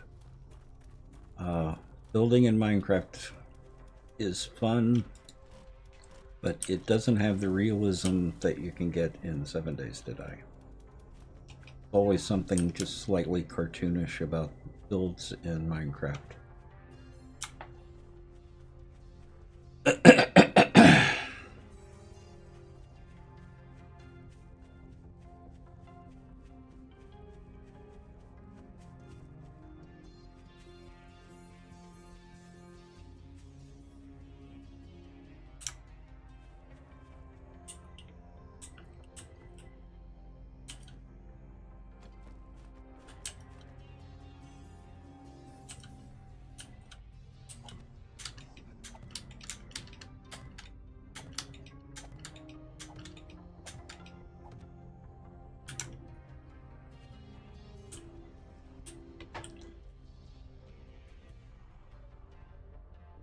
Yeah, and even then, it always still had a weird look.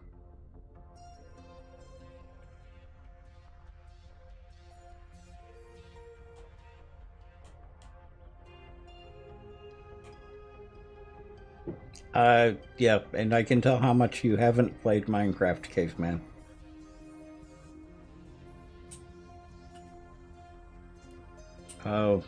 A couple of the mods have something called an impossible object. I don't... You played Minecraft, haven't you, Annie? Yes. Do you remember the impossible object? I don't think I've had a chance to play with it. It's a sphere in Minecraft. Yeah. I thought it was funny. You've never played it? Haha.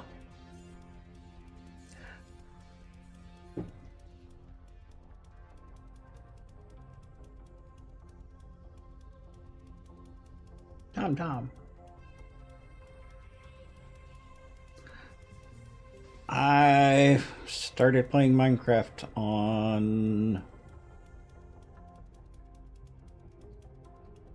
1.2 or 1.3.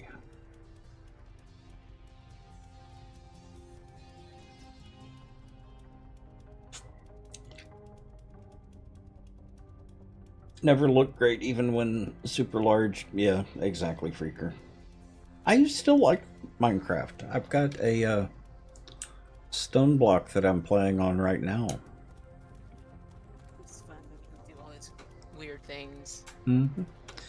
And yeah, modded Minecraft can be really amazing. Mm-hmm.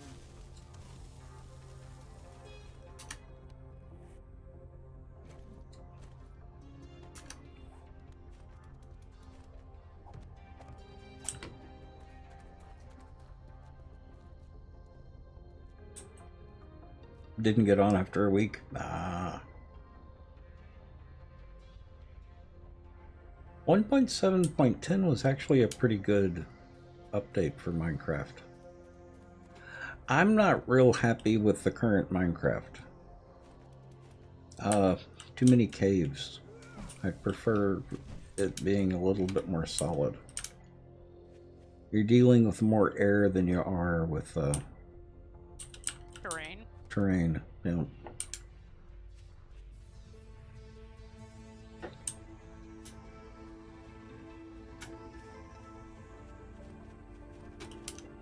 My problem is that if I'm playing Minecraft and 7 Days to Die, I tend to forget I can't dig down Oh, yep. in Minecraft.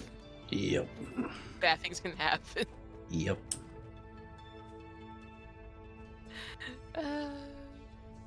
Yeah, you see me playing Minecraft, being in lava, to have some problems.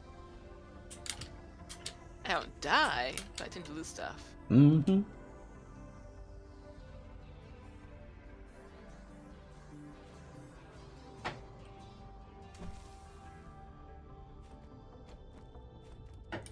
I don't know, it's maybe me, but I feel like every time they change the game, the lava moves a little faster. Mm-hmm. Well, it certainly moves faster than the Nether. That's part of the reason why I stuck with the original stone block.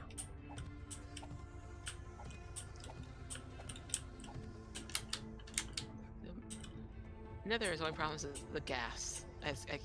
Oh. Thing is nightmare fuel. It's that little high pitched cry.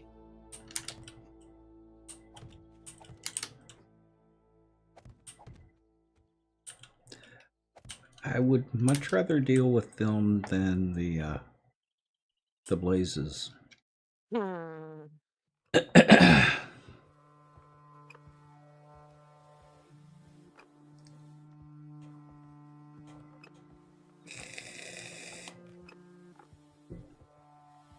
Don't take the whole buildings you've made. Ow.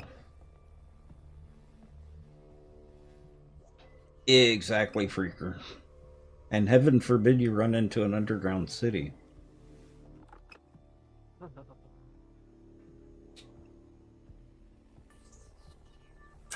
I'm actually hoping they make another stone block. I haven't been paying attention to the builds. The FTB stone block was terrible. The stone block 2.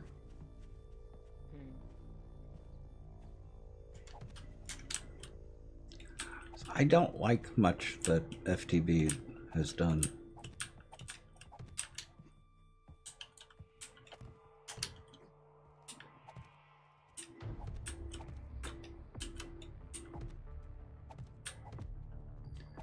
Partly because of their philosophy about programming.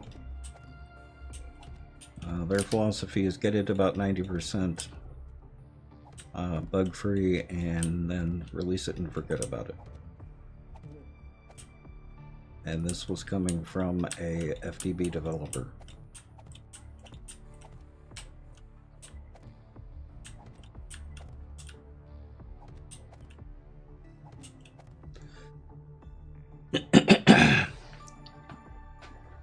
Mystical agriculture at the moment, yep. I like the ME systems and refined storage. Those are always fun. I even like Project E, which is heresy in the Minecraft community.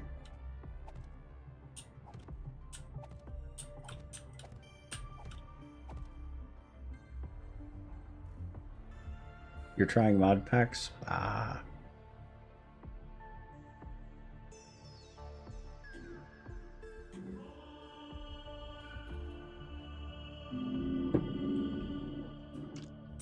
My battery's dead.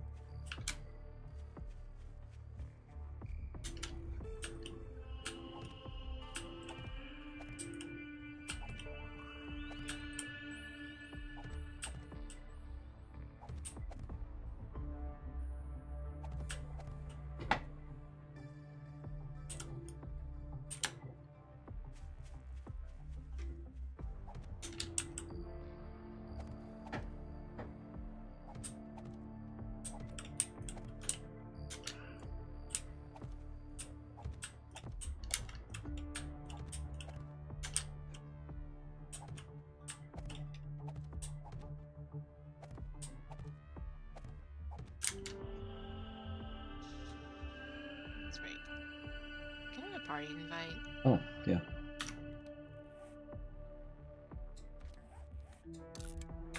On its way. Thank you. Mm-hmm.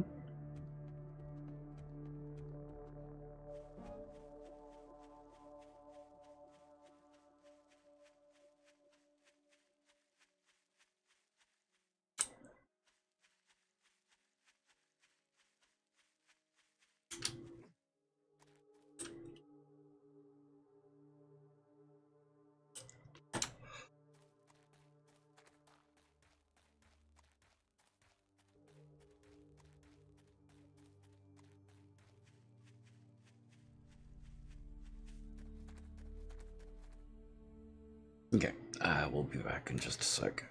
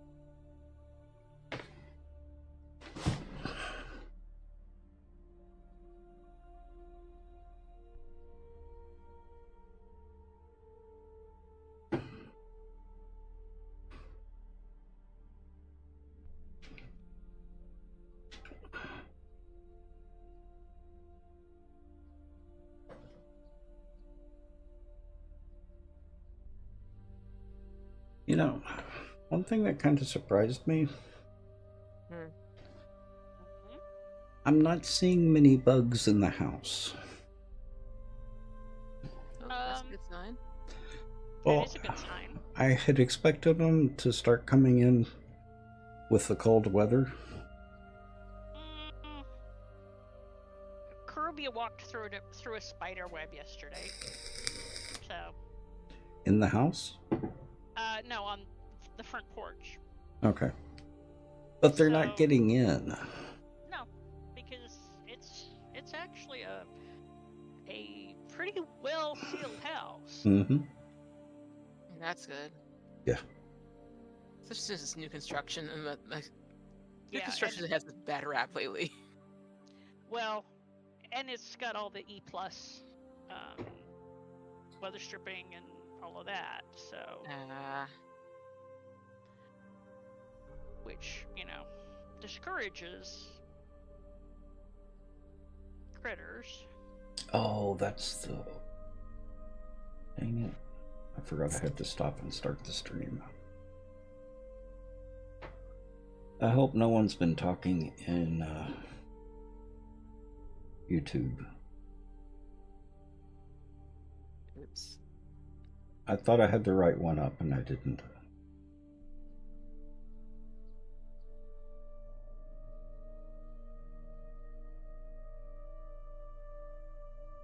I'll be right back.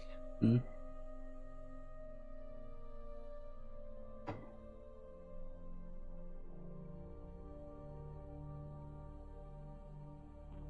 Okay, there we go. Berries. How are you?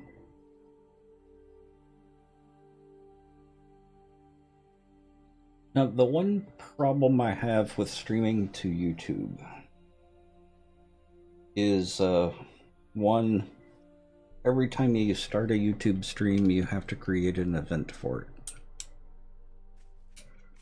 it. Two, if you stop the stream and try to restart it, it is a brand new window. You have to close the stream, then close the old stream and open the new stream.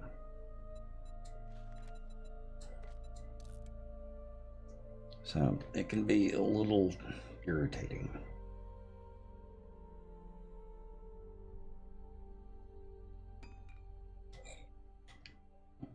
One.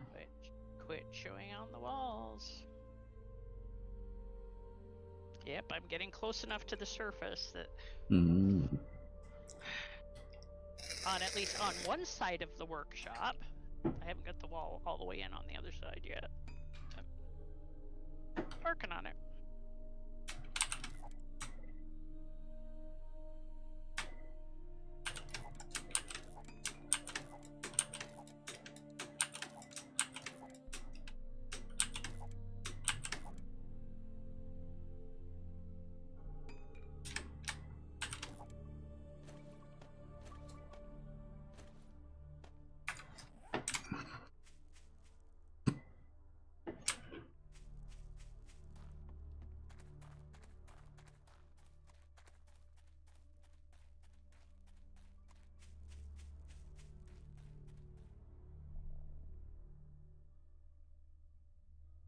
Still dropping frames every once in a while.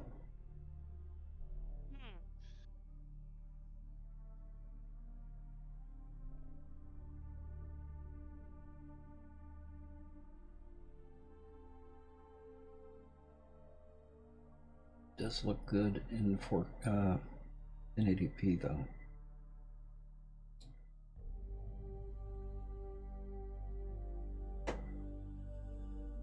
Okay.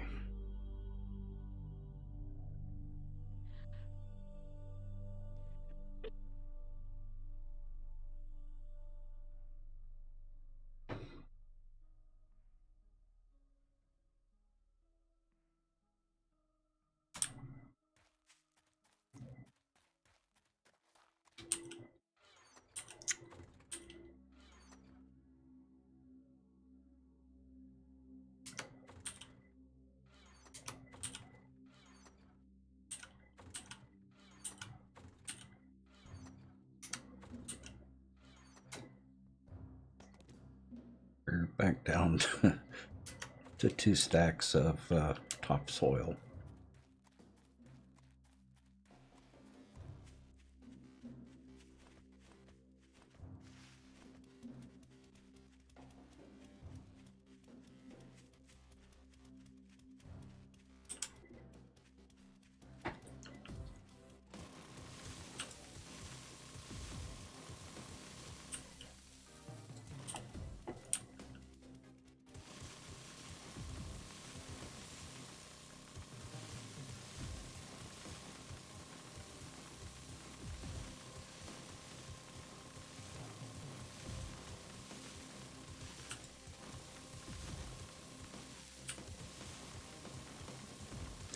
We've still got workbenches at the main base, don't we? Yes. Okay.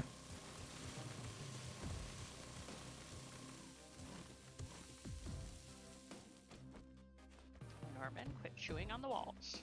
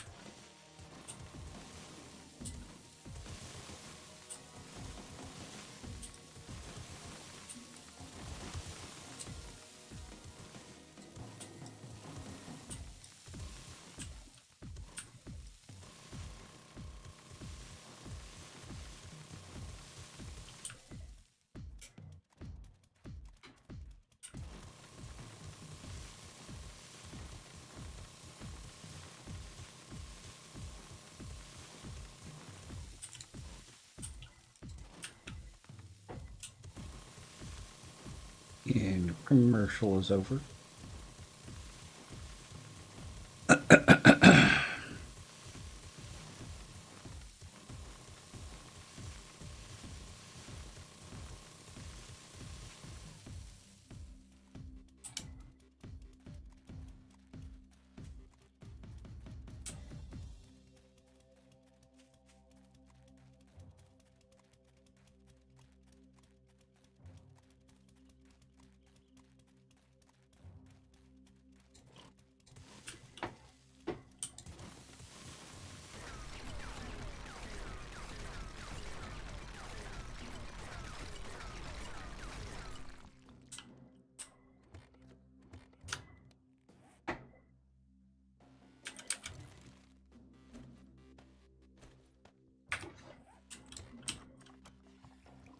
So, next question is, do we have much gas at the main base?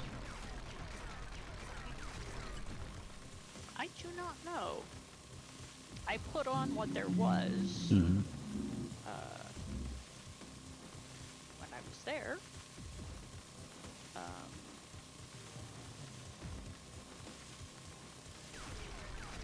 And I have a fair amount here.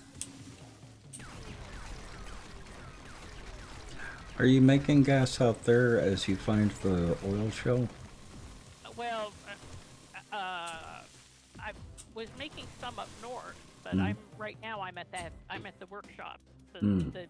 the new workshop, where there is not yet any chem stations in nor any oil shell anywhere nearby. But yeah, I also put some on up at the other giant diggy hole. Okay. So, but up here at the workshop, I have a fair amount. Mm-hmm. So if you need some, 6 or 7 stacks.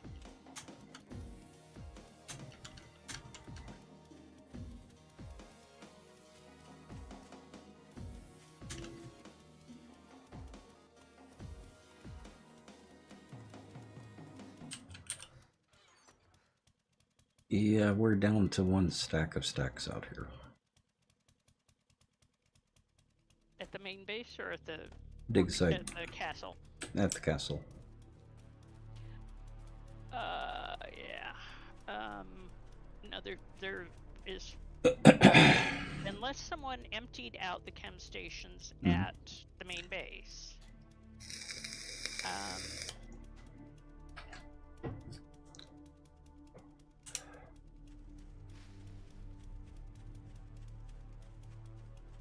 There should be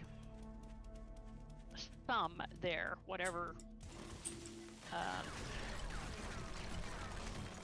shale was there and whatever shale I dragged back over from the other workshop. Mm-hmm.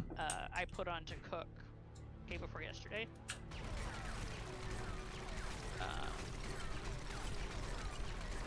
So there should be some at the main base. And if you want, I could bring you some of what's up here in the supply blockhouse before I head back up north. Oh, let me head over to the main base and see what we've got first. Okay. I've got 2 stacks of stacks on me, and I really just need, for now, enough to get through digging this out.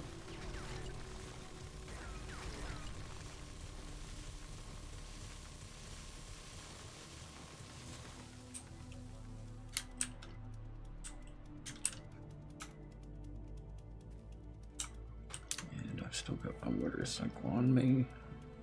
What? Yeah, there it is.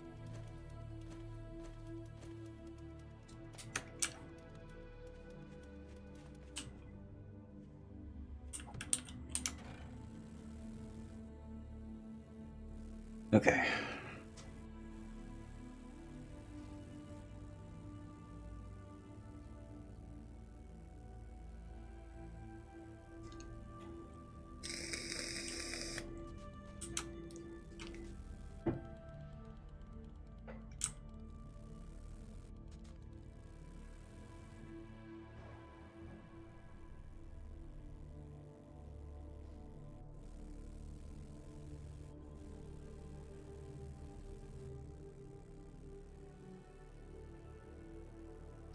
Are motorcycles normally front-wheel drive? No. Mm-hmm.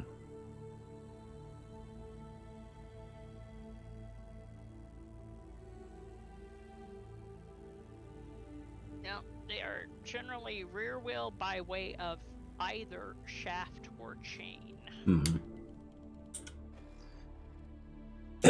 So because...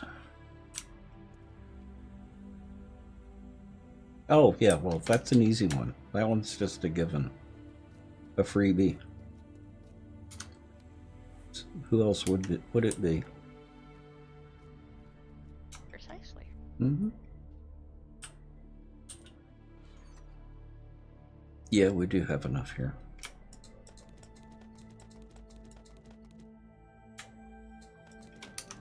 Do we have concrete made up?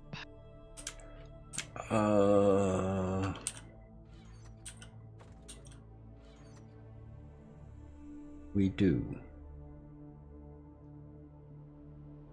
Like 10 stacks of it. Okay. And we've got cement ready to make into concrete. Okay.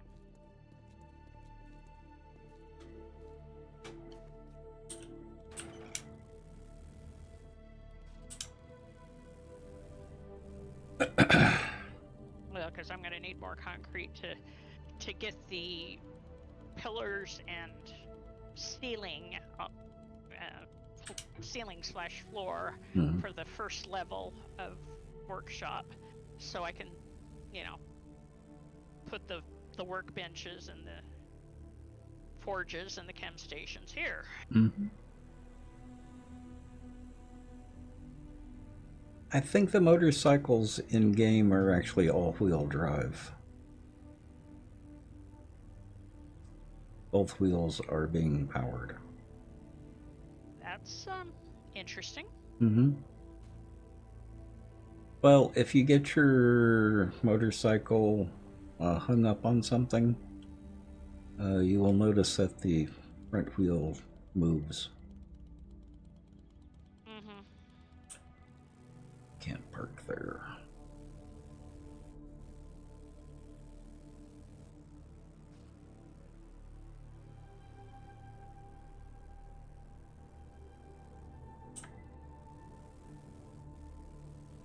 Because of course they use highly accurate modeling, like the cylinders of the revolver that go the wrong way. Oh. They haven't even fixed that yet, have they? Nope. Mm-hmm. And I doubt they ever will, Uh-huh. because it was.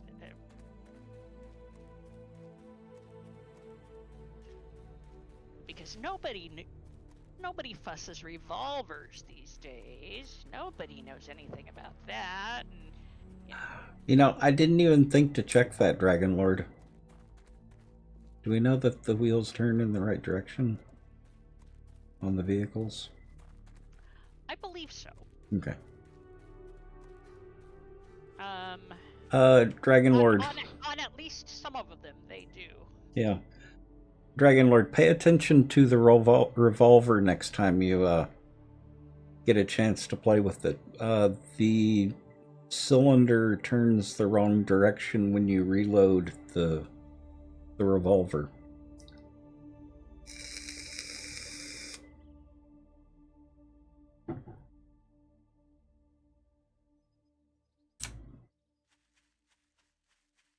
So it even turns the opposite direction of the way you spin it, doesn't it?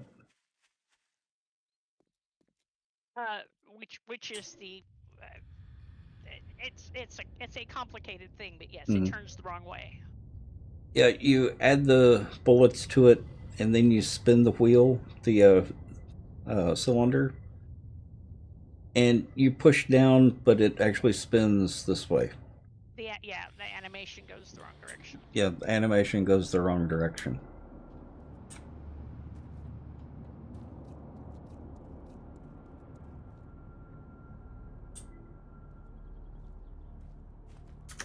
Oh, buddy. Well.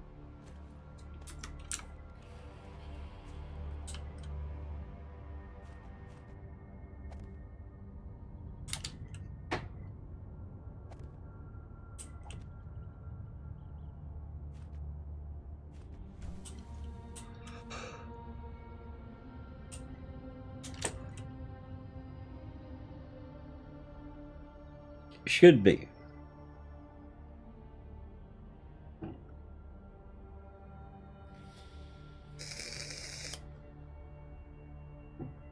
I don't know how they're doing their animation though. What's involved? Yeah, it's a. But however they're doing it, it is.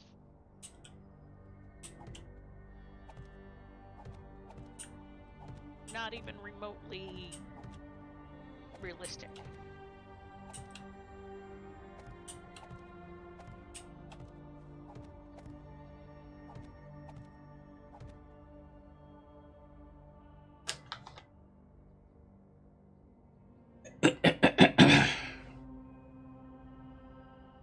You're an idiot for doing it either way.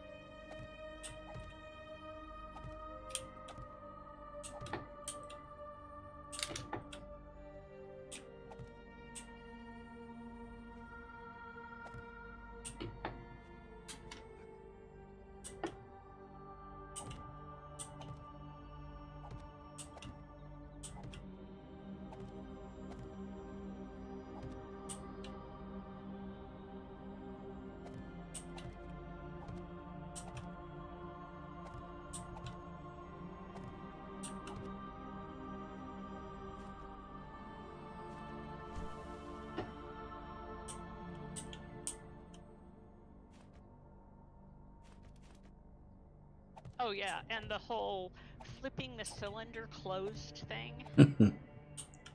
That just. And Dragon Lord, I used to be a competitive shooter. I was a sponsored competitive shooter.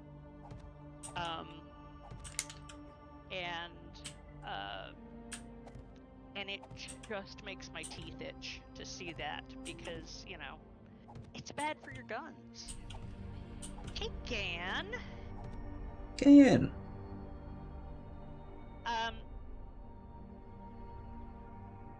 Did you know they broke the backpack, Gan? Our lock slots don't lock anymore.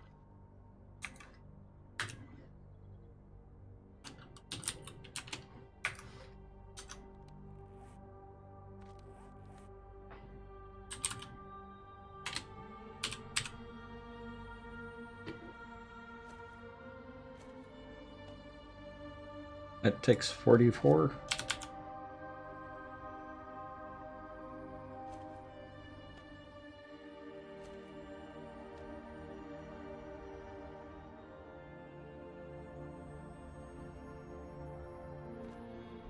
Yeah, Dragon Lord, it is actually, it is possible to knock a revolver out of timing. It is, that's a phrase that you 9 wouldn't millimeter. think of, but.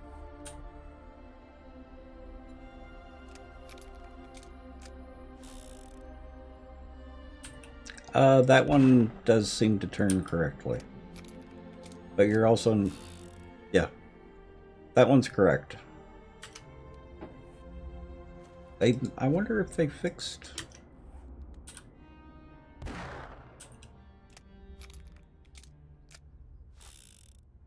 It's hard to tell.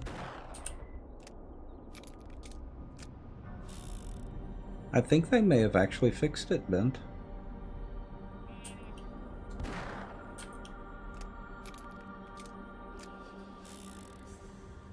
Yeah. You did good, Gan. Yeah. They fixed it. Sweet. Now that whole flip the cylinder closed thing, but you know, that's just me. Yeah. I know it's an Old West movie thing, but and actually in the Old West with the single action revolvers, they didn't have cylinders that flipped open like that. But that's a whole nother issue. Yeah, and we check the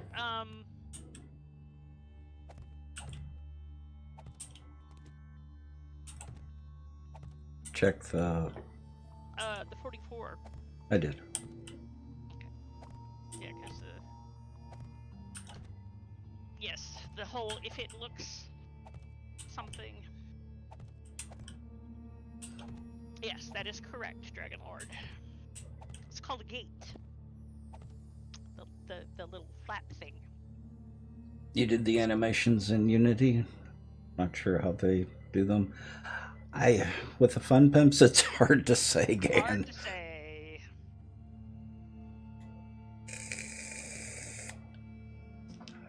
Your animation for the gun, I think, is still better.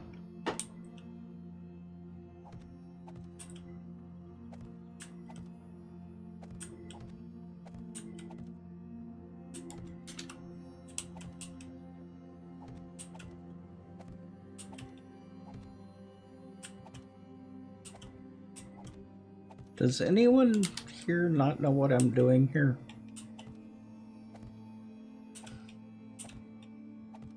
Is anyone unsure why I'm doing this?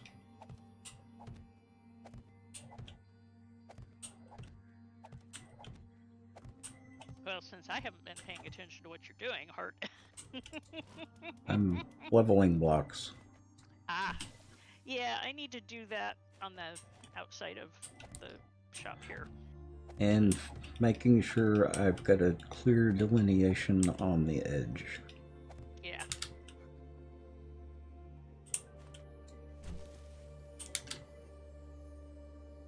Yeah, I'm not sure if I want to... Draconis. Well, I'm not really landscaping. I'm preparing to take a lot of this hill down. And once you get down to only needing to take out one level,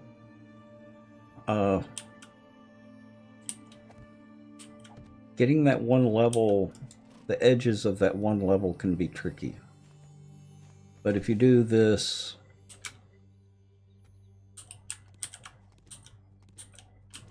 you get a clear delineation on where that level is.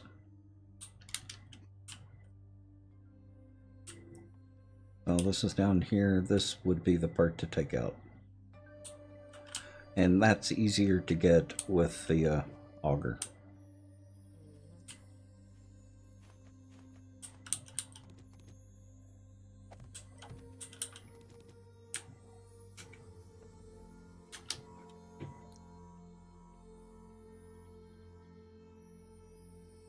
Yeah, smoothing the grade, but also making it so that it's easier to deal with the auger.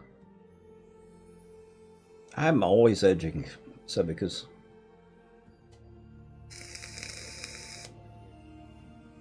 Mm-hmm.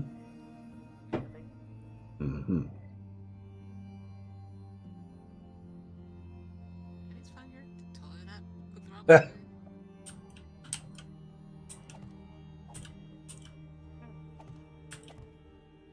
Alright, who's chewing on the wall now?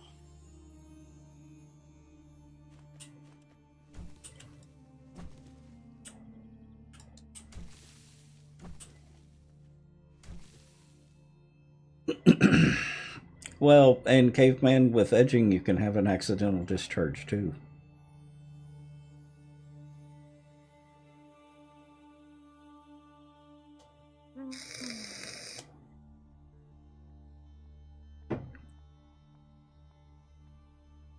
Oh, come on, they don't know what I'm talking about. Sure.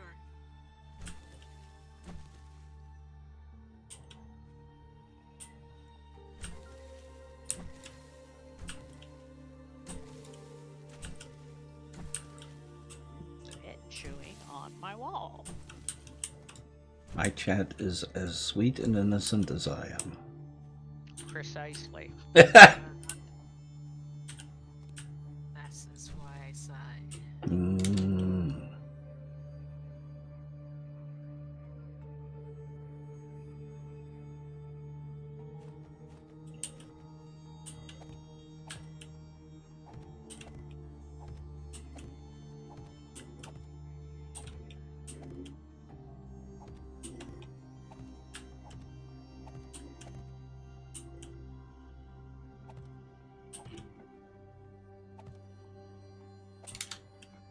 Yeah, I've got a bit of a grade around the outside of the workshop, and I'm debating on, you know, as I level, I'm debating on, Mm. do I build part of it up or do I just take the whole thing down? Because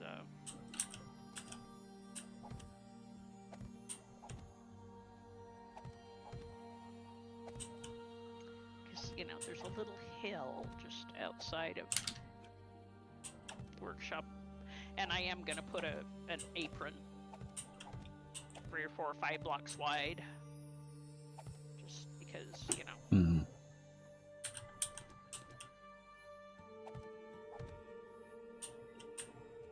Although hopefully, you know, they won't be trying to chew through everything when the forges are 57 blocks down or 59 blocks down or whatever it ended up being.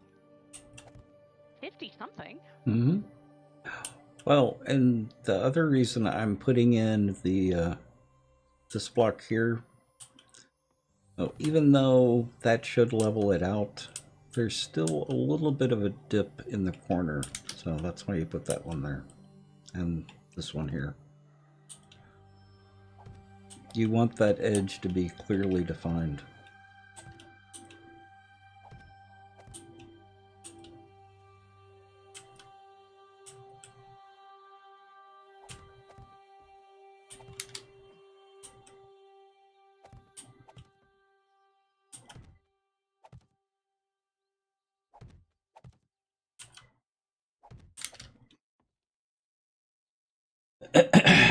Schockenberg.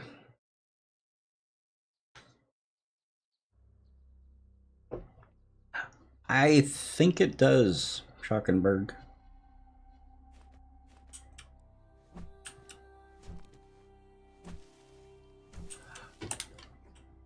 Mowing the grass damages the tool that you're using, doesn't it? Depends on the tool, I think.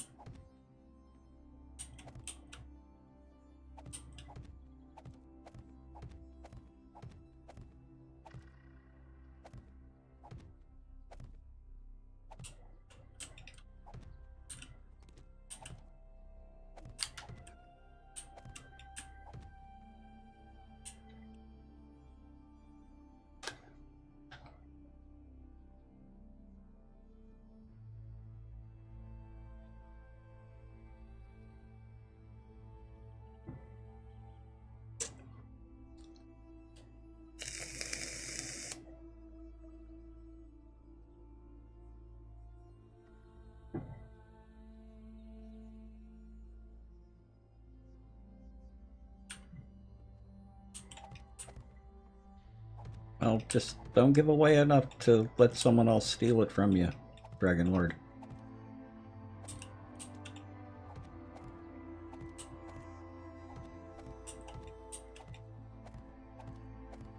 Annie, did you pick up the forges and at the? Yeah, working on it. Okay.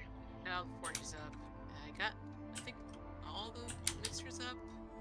Because I ran out of bag space, so just. Yeah, I'll be bringing a truck back up here. So. Here to to go back to the main base and grab one of the big trucks out. Yeah. That's what I figured I'd be bringing up. So.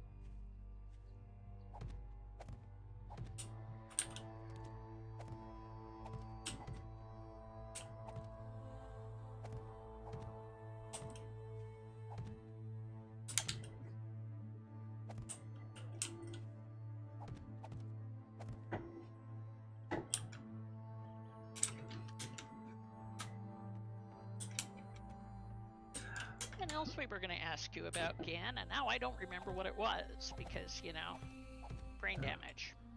Fixing backpacks. I mentioned that,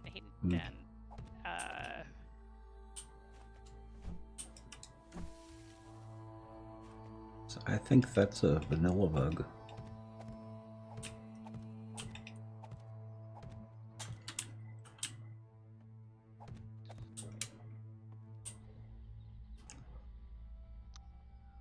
yeah, no, there was something.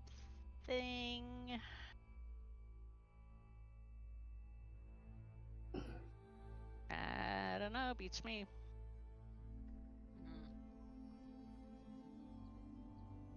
I, however, have unlocked Gan's epic rod. Oh. Finally. Uh-huh. So now we can play with Gan's rod. We can. Mm-hmm. Oh dear.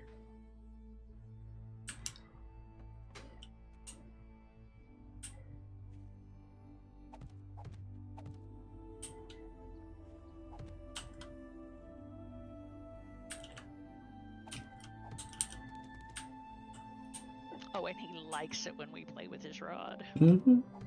Well, can you blame him? No. Absolutely.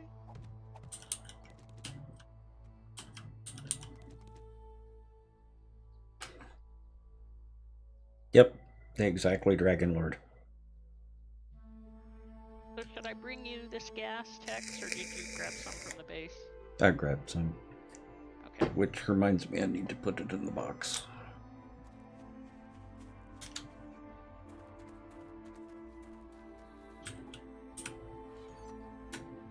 Oh, I can stick zombies into the wall with my pickaxe.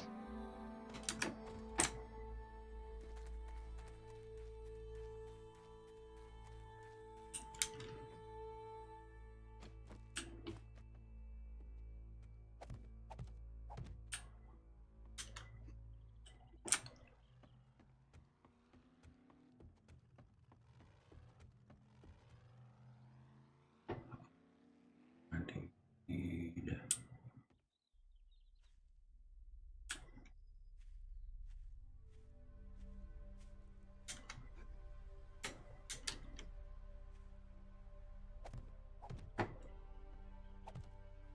Is it that layer that I need leveled? Maybe this one. No, I don't need that one. This one should be this one.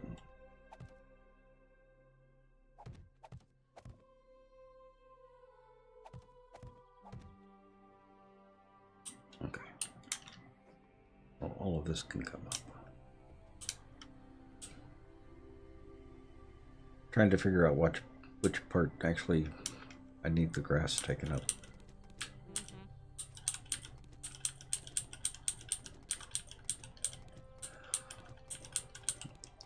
That's going to be the part that I don't have to dig out.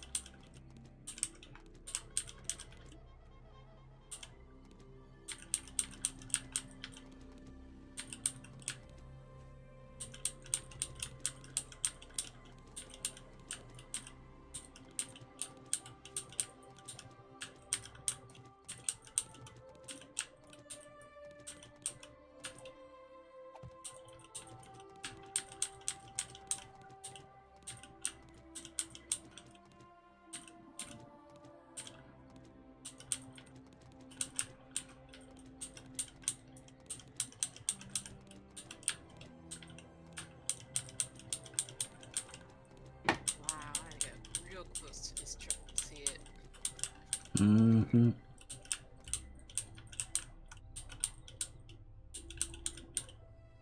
Uh-oh. Okay, there it goes.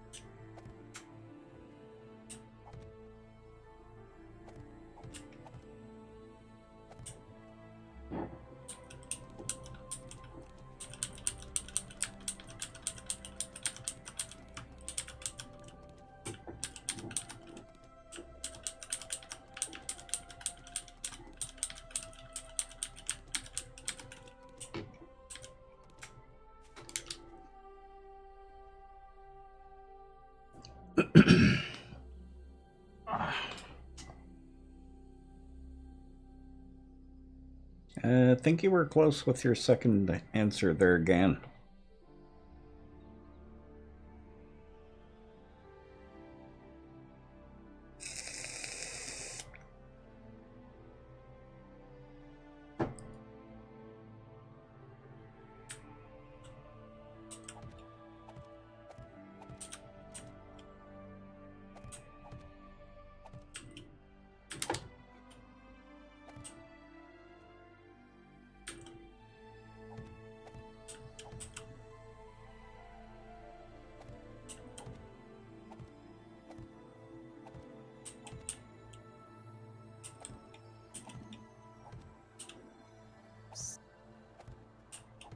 Hmm.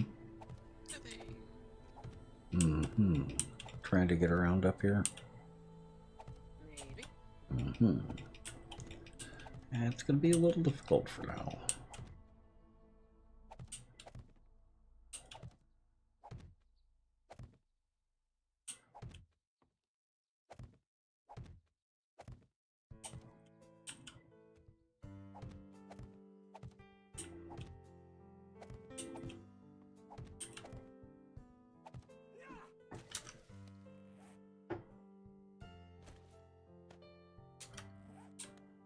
I presume you want some of this concrete made into blocks?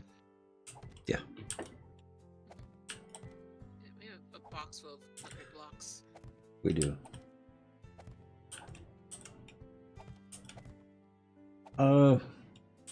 You know, actually, I'd hold off for now. I will then. Like Annie said, we've got a full box out here right now. Let's chop some concrete mix. I did start up some more with you know, what was in the box here. So.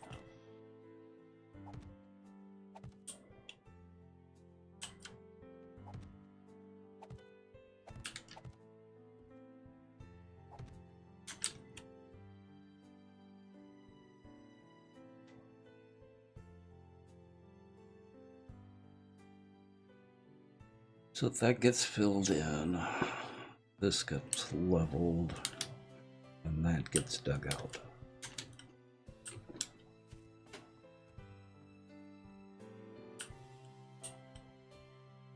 And that gets dug out. So I was leveling the wrong spot.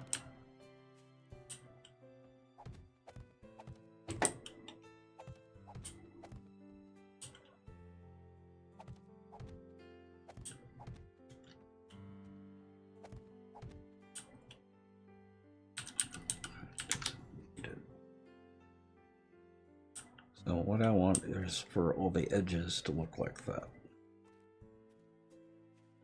But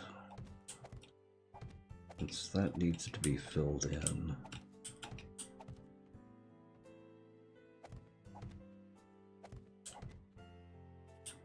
Yeah, that'll work. So once I start filling that in, it will level out on its own.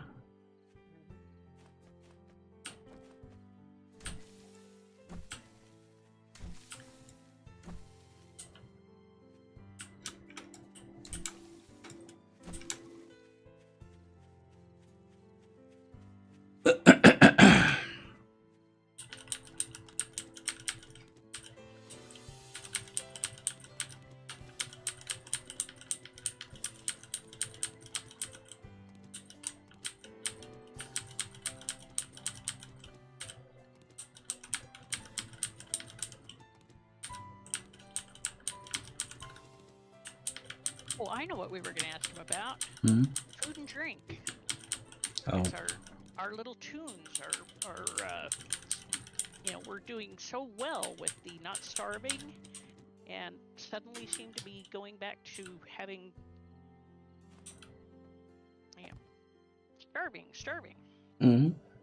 I haven't had that problem with my character.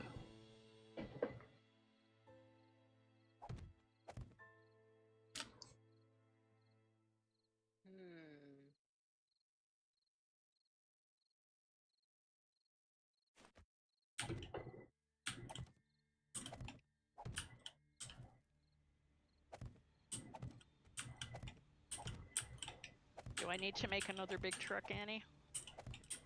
No, I'm driving one right now. Unless you need one.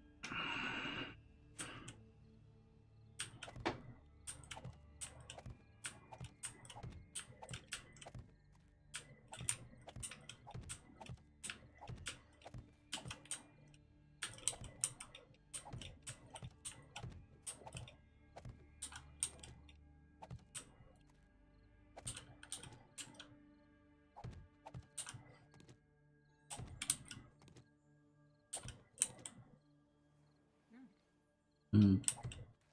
Nope, that's the location for the new. The new workshop. Yeah. Steep hole. It's a hole. It's a hole. It is a definite diggy hole. Mm-hmm.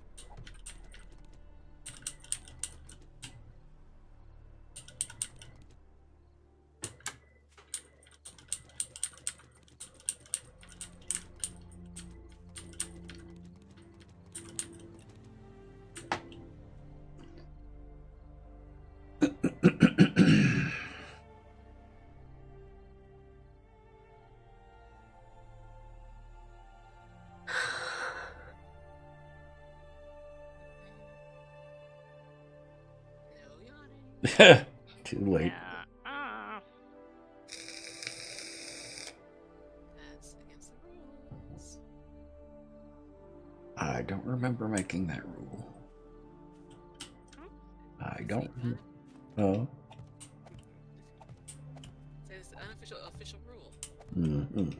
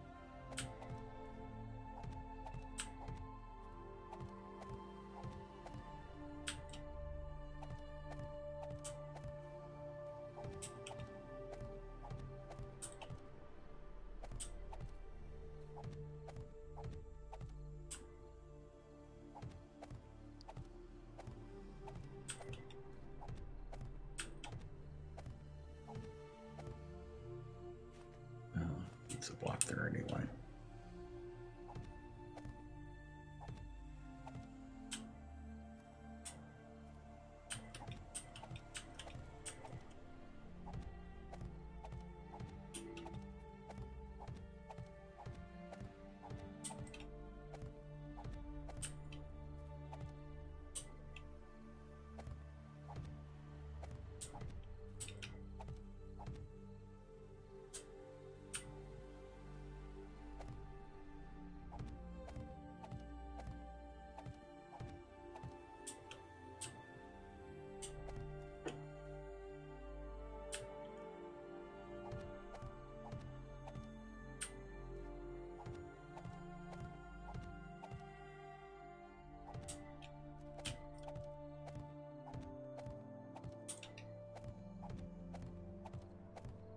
Boy, nothing like a little British fog.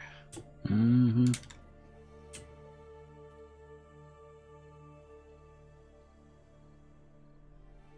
Which amuses me because as I leave the base, I am always driving on the British side of the road. Oh. Mhm. So you caused the fog. No, fog was there before I left the base, boss. Mm.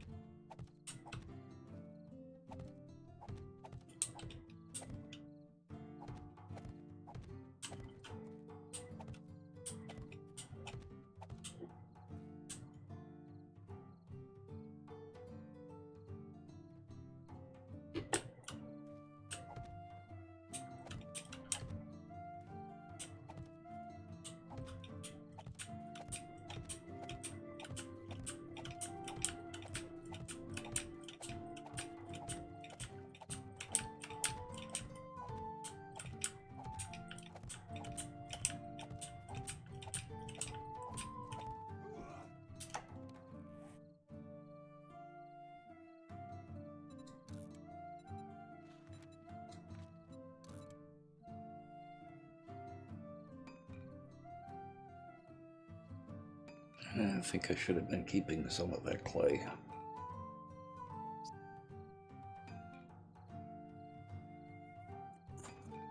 It's not like we don't have clay. Mm. Yeah, but I'm out of topsoil. I'm making more at the main base. Yeah. It is.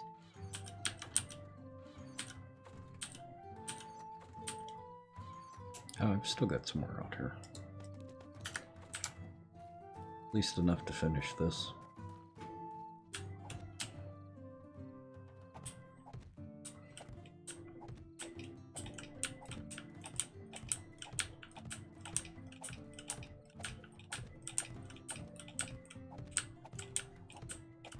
Oops. Oops. What the Oops. oops? I think. Mm-hmm. Just, stepping on Ben's head. Oh. Yeah.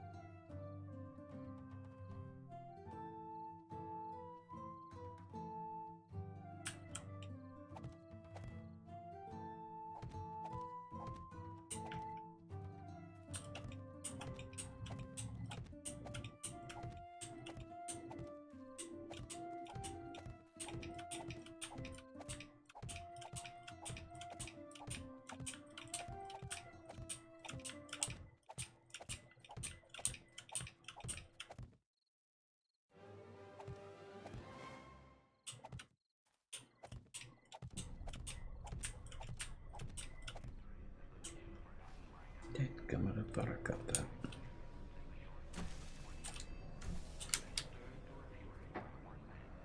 Nighttime.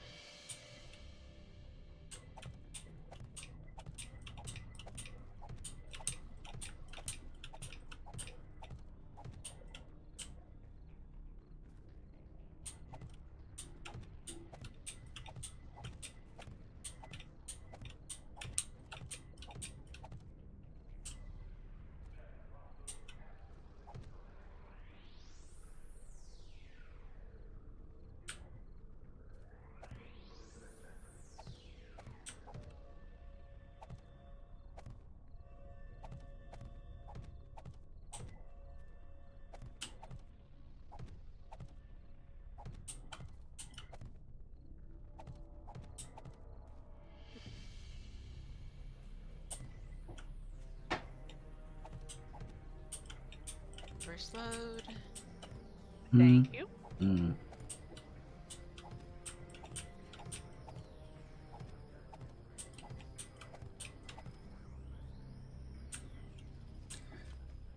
I hate those bushes.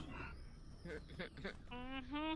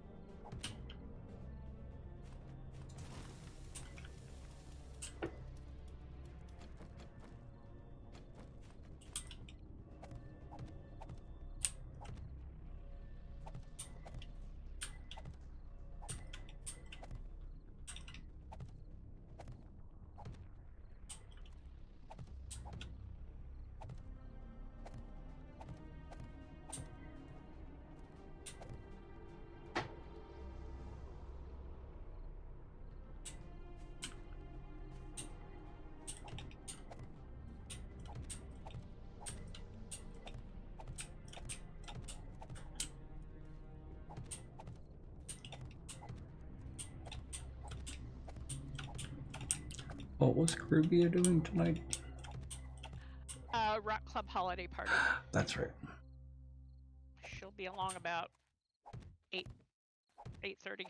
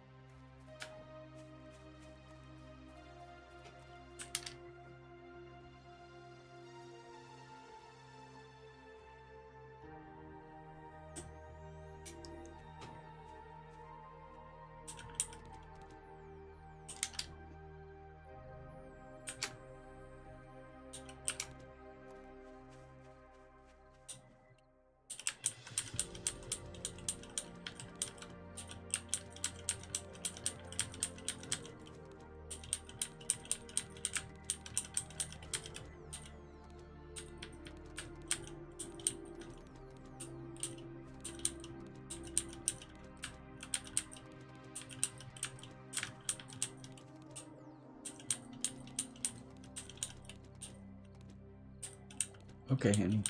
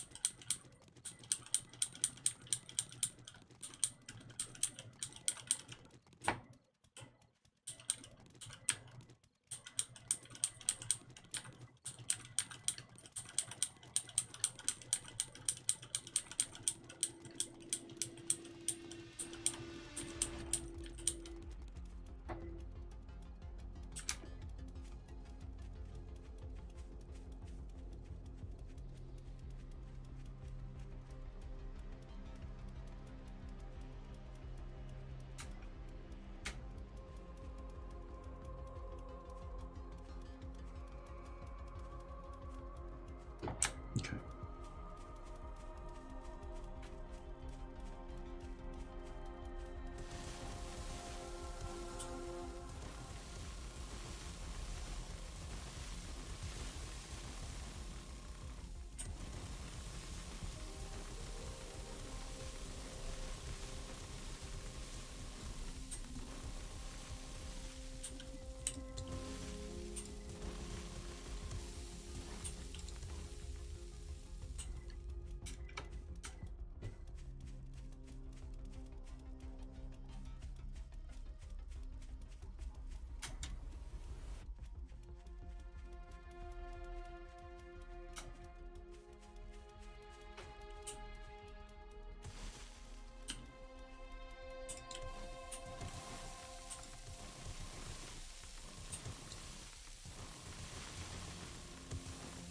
It's an airdrop out here.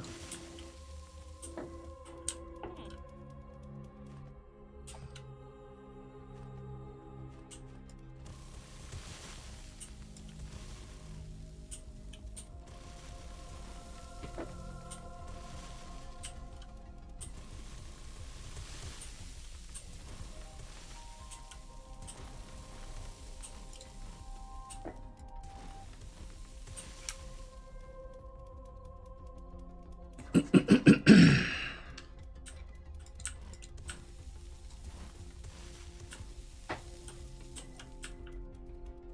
I got one over here yesterday. Mm-hmm.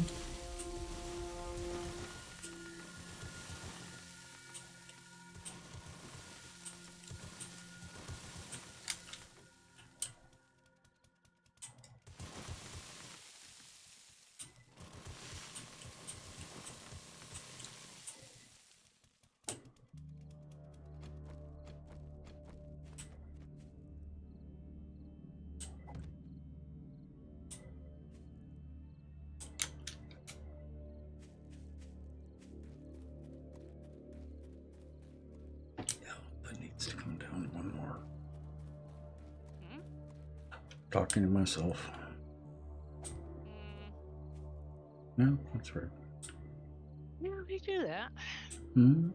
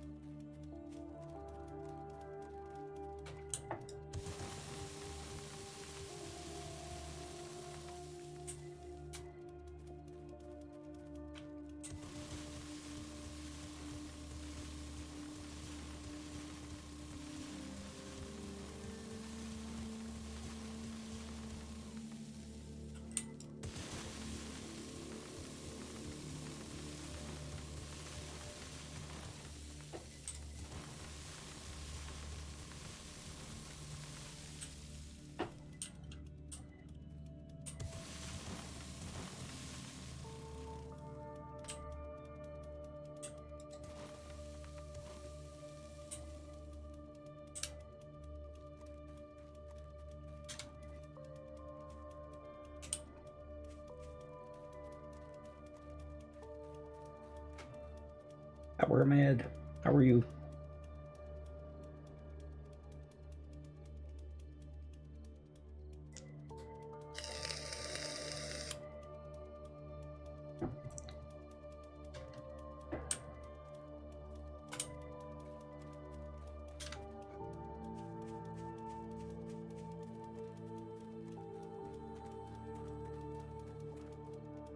When is our next Horde night?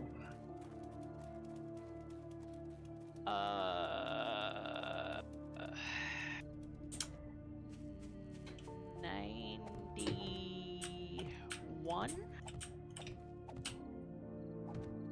I thought it was going to be pretty close. Yeah, I think it's 91.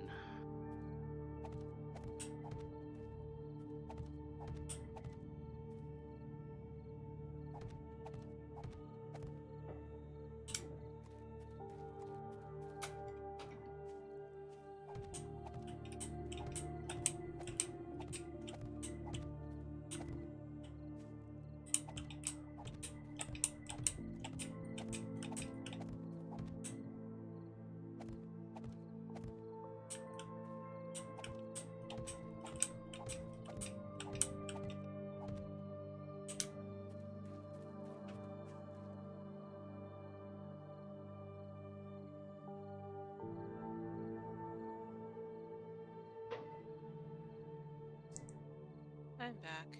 Welcome back. Welcome back.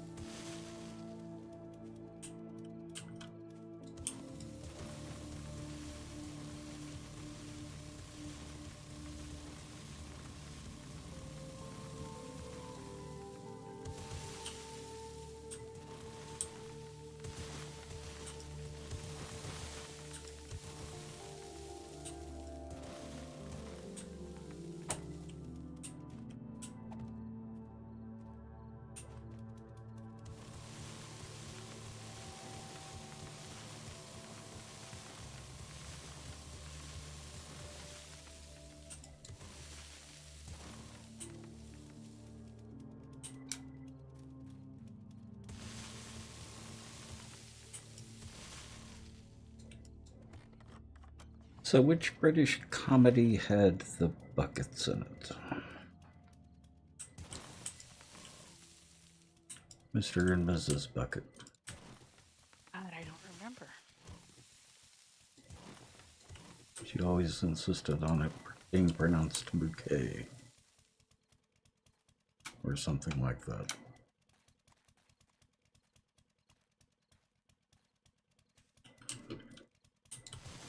Yes, Caribbean would be the one with the answer for that. Yeah.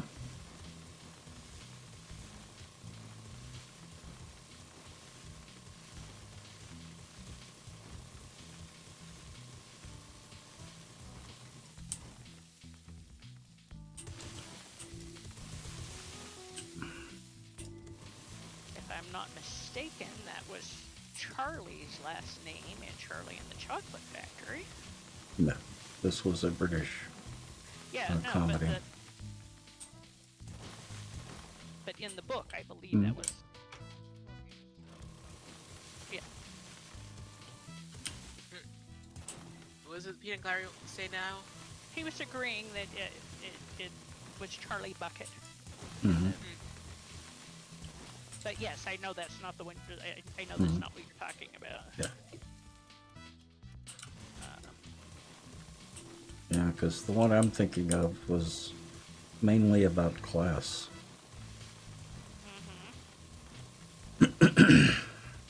And her always trying to come off as a higher class than she was. If I remember right, I've only seen like one episode of it. I think that is her problem. Huh? I think that was the running gag Yeah. for the whole series. What was the name of the series, though? I cannot remember for that life. So, yeah, sorry. Mm-hmm. Oh, y'all don't know the... Here. So you know for next time. Yeah. Huh? They're red. Oh boy. They are very red. Nice, hefty pair of nuts.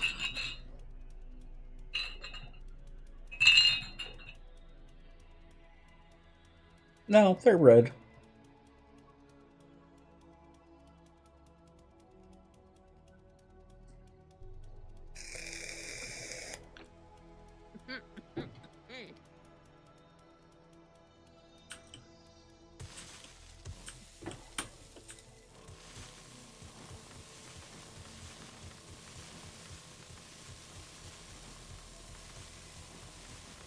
Well, it's what happens when you do too much edging.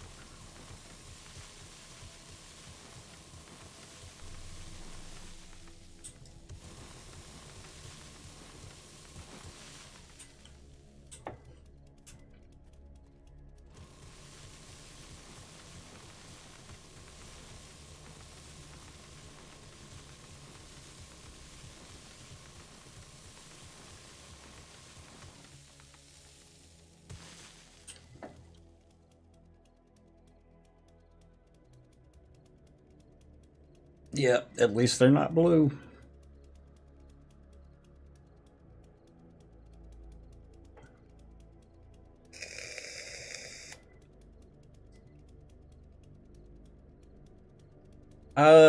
I have seen a white squirrel.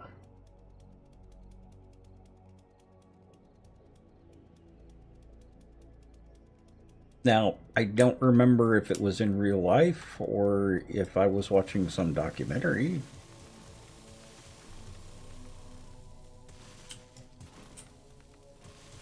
I think I have seen one IRL, but I don't remember. Like I said, it could have been a TV show.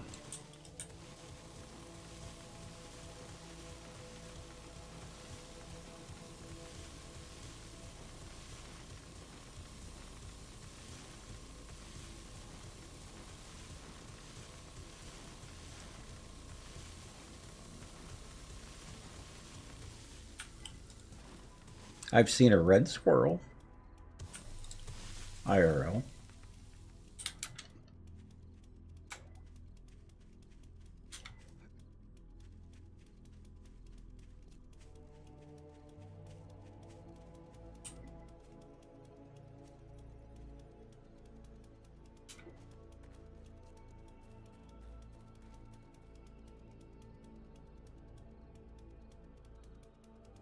What am I hearing?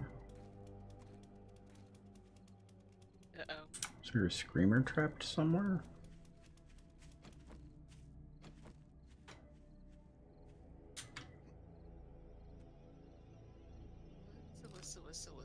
Whistle. Nope. Are you doing something, Annie? No.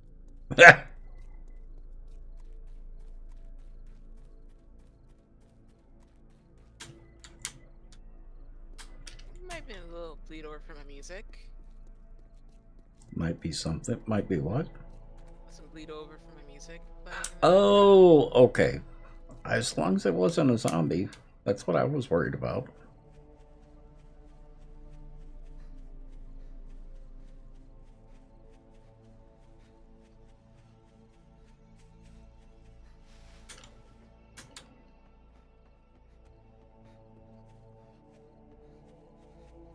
We were getting a bunch of screamers last night, so I was worried about it being a screamer.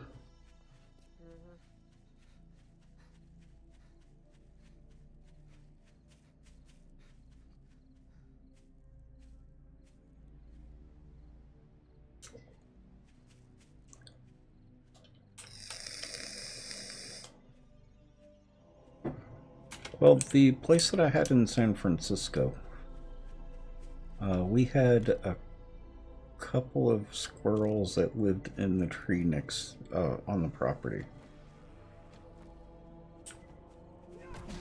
and they were just absolutely gorgeous. They were the large red squirrels with the tufts on their ears. Just, Western red squirrel. yep, just gorgeous, absolutely gorgeous.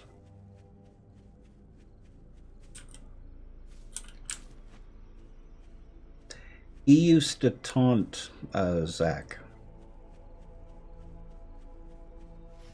The main trunk of the tree was right in front of the side window. It's like 4 or 5 feet outside the window. And the squirrel would sit on the tree trunk right in front of the window, same level as Zach's eyes, and just sit there while Zach was chittering at him.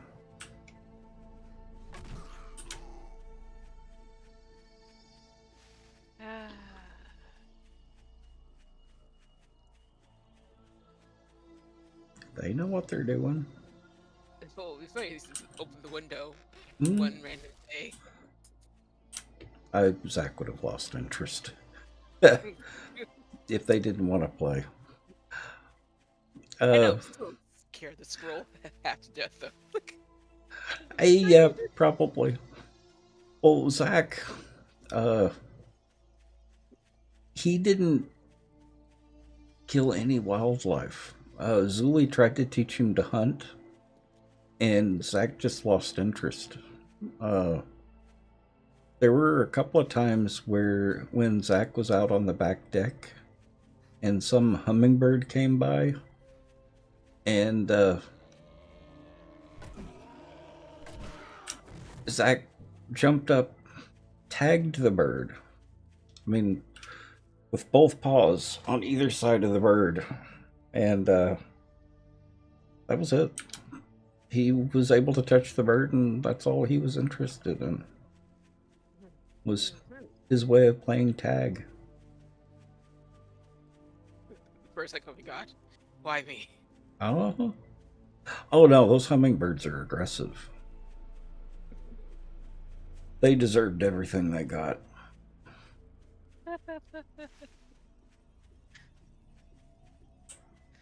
That sounds early ridiculous, aggressive hummingbird. Mm. Oh, hummingbirds can be a-holes. They're tiny, but they're a big a-hole. Now, question is, are they as much the a-hole as carpenter bees? I don't know. We didn't have any bees other than some honeybees. No, plain bees are just little puffballs. Yeah.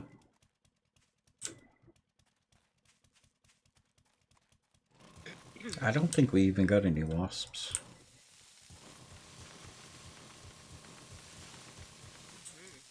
We got some nice spiders. You will likely see wasps here. Yeah. We had a spider that lived on our back deck for a long time. Had a huge web that ran from the top of the railing to the ceiling of the deck. It was just a garden spider, but it was about 2 inches in diameter, maybe 3, 2.5. It subsisted on a diet of hornets.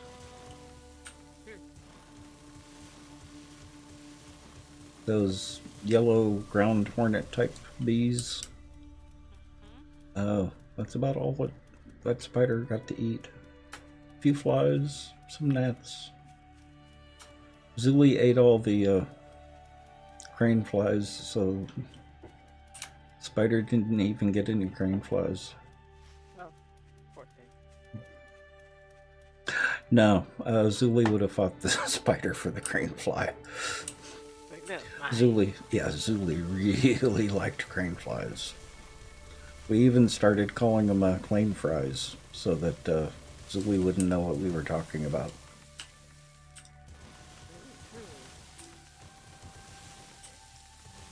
He depopulated the area. oh boy. I had just started seeing crane flies coming back when I moved up here. Like, is it safe Hornets yet? Hornets can be nasty.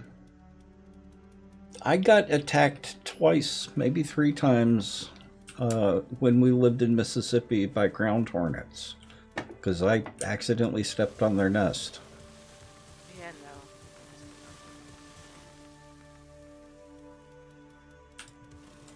no. Yeah. We always caught them before they had a chance to really establish a big nest. But yeah, those things are nasty. And they are extremely aggressive. And well, you know, any carnivorous insect Uh-huh.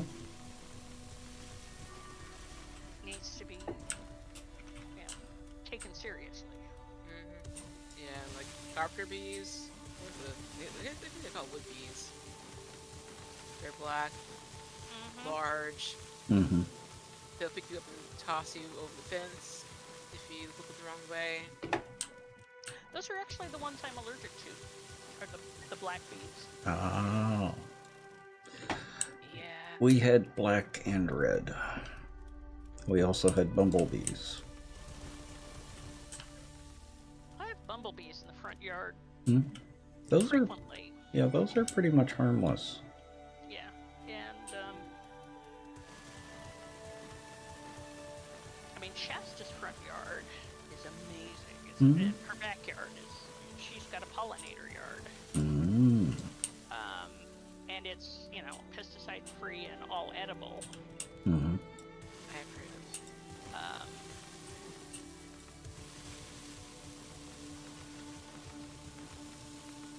and I've not had a problem with. She actually had to work to get bees established, Mm-hmm. but she now has a pretty regular bee population. Nice. My flowers generally attract bumbles.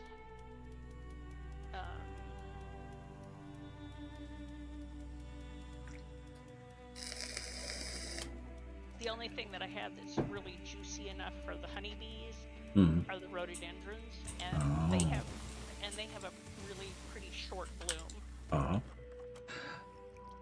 Caveman, the ones that I got attacked by in Mississippi were the type that left the stinger after they stung you. So imagine getting 5 or 10 stings from those after getting attacked by the ground hornets for stepping on their nest.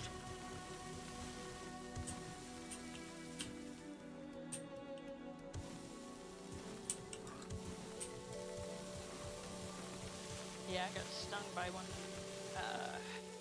We were going to get our goose, Uh-huh.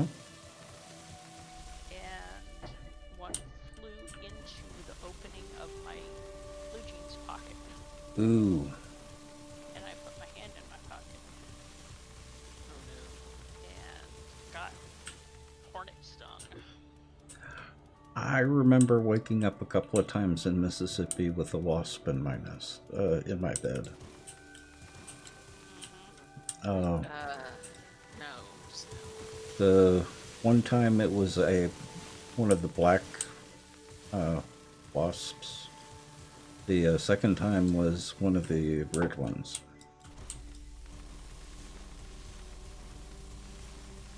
Ended up going to the doctor because at the time I was allergic to them. So I swole up. Well, that means you probably still are, because those kind of allergies usually get worse, not better as you get older. I've been stung since then and haven't had any problems with them. I used to swell up really bad with any stinging insect. But by wasps or by, yeah, it depends on I what even, it is. yeah, no, I even had a horsefly sting me on the face. Half my face swole up, and they chew out a hole. Yeah, yeah. horseflies are evil. Yep. Yes, I hate horseflies. I have a scar to this day on my face from that horsefly. Yeah. I am not actually allergic to honeybees, which is good because my first job as a kid was on the honey farm. Mm-hmm. You had 100 stingers in you? Wow.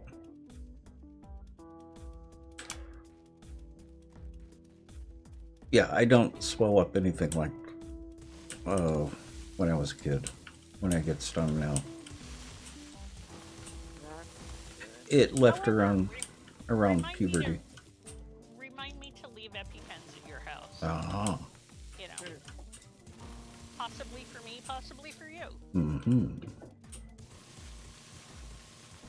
I did figure out one of the things that was causing my sinuses to dry out and swell up so much. I left the heater on in the office.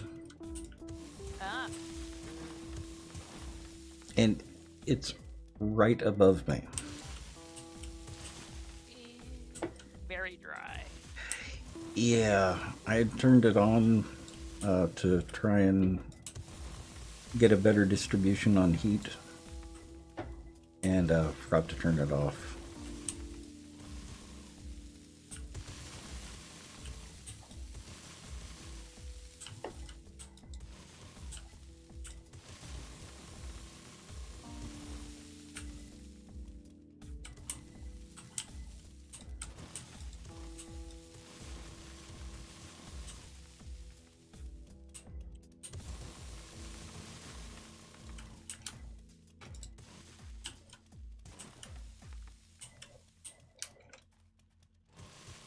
Now, I don't know how much your weird little heat pump will dries out your house. I know that our central heat does not dry it as much as most heat pumps, just because of the how it works. Yeah. Well, you know the big one downstairs in the kitchen. I don't have any problems with that one. It's the little ones like the one in the bathroom that will dry me out pretty quickly. Yeah. But no, yeah, that one is actually a pretty good heater. And AC. Oh yeah, they're very efficient. And they're very, but I the split unit ductless. I don't have enough experience with because you know.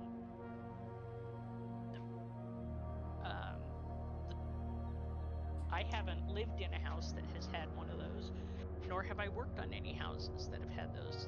You know, the regular heat pumps, yes. It does look like Bozo the Clown. I don't remember exactly where it is. I think it's right in here. I had a bee sting, the horsefly sting me right here. It was either here or here. I think it was over here. I've still got a circle here from that bite.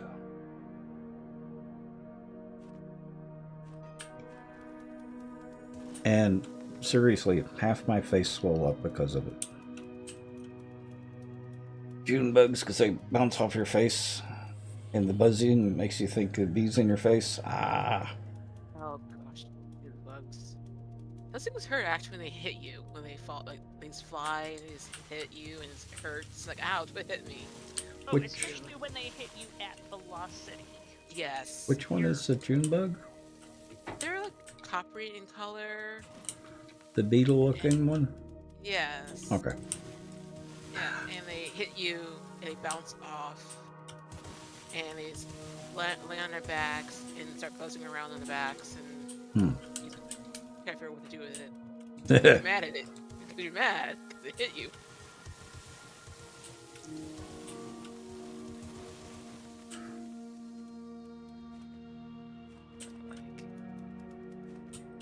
Texas, like around June, go figure. You had infestation of June bugs everywhere. You cannot walk out the front door getting smacked in the face by one. Yeah, my ex and I were riding our motorcycle out along the coast, and he was riding with his visor open. Yeah. Oh dear. And got hit in the throat and right between the eyes by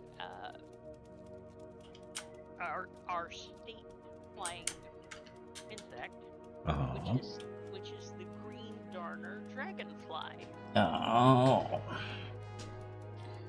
Which are pretty robust. They seem to think your face is a trampoline. Oh. I think it was a cicada when I was a kid. It looked like a giant fly. It was about 3 inches wide and about 4 or 5 inches in length. Amazing bug. Sounds like a palmetto. Yeah, I don't know what it was. I thought it was, yeah, I thought it was a cicada.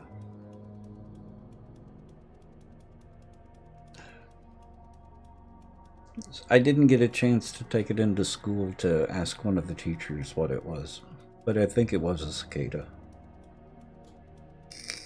That'd be awful big for cicadas. There is a breed of cicada that does get that large. Yeah. But were you in Texas or? No, this was Mississippi. Yep. Yeah. You know- Palmettos are common there though. Mhm. I don't know what a palmetto is. Well, they actually look like giant cockroaches. No, this wasn't a cockroach. This looked more like a fly than anything. Because it had you could clearly see the wings on its back. And they had rounded tips on the wings. Or the bottom part of the wing was rounded. I was just amazed at how big the thing was. It was about the size of my hand at the time. You hate deer flies? Which ones are the deer flies? Is that the same as a horsefly?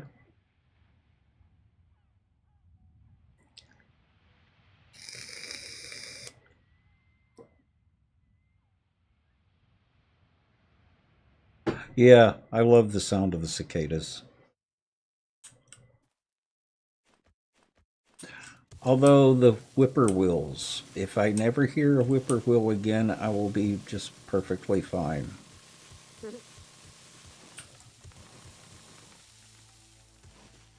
Well, not very likely to hear, so Oh. you're probably safe. Yeah.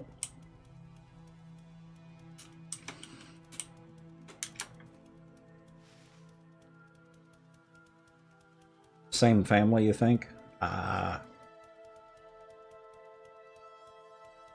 Yeah, the evil thing about the horseflies is they just bite a chunk out and lap at the blood.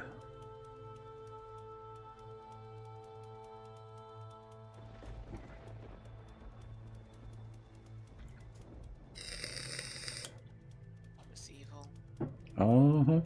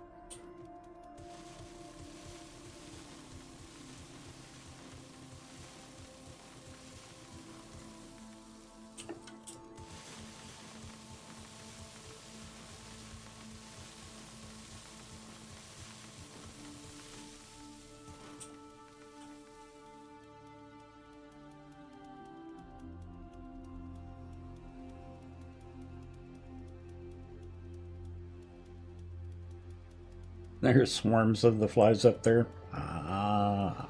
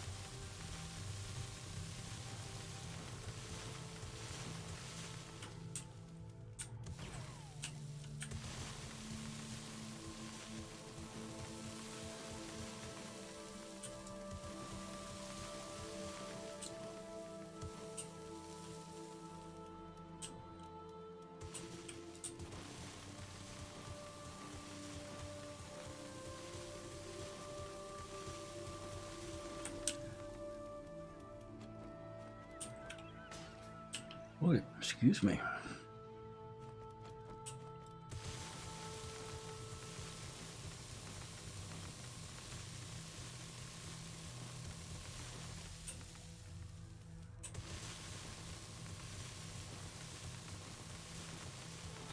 It's a shame we can't talk about food. Yeah. Mm-hmm. I wonder if Caribbean has put the pictures of the finished cupcakes in the kitchen yet. Nope. Oh,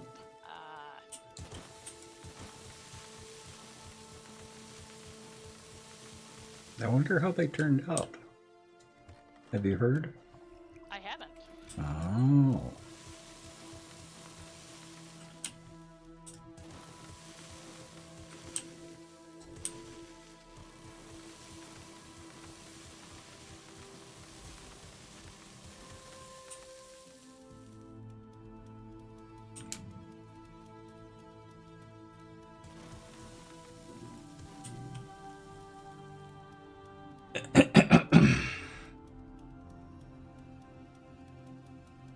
I mean, tasty, I have no doubt. Mm-hmm.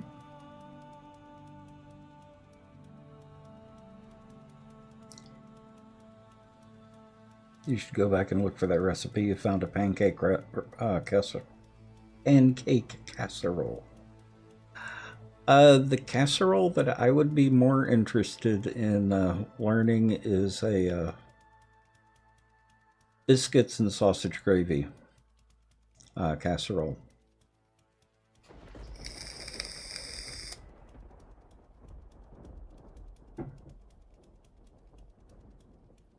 Well, first you make a roux.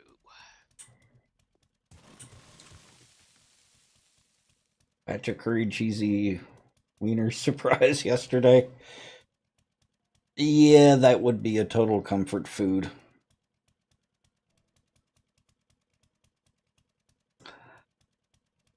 Well, one of the things that forever turned me off to sauerkraut.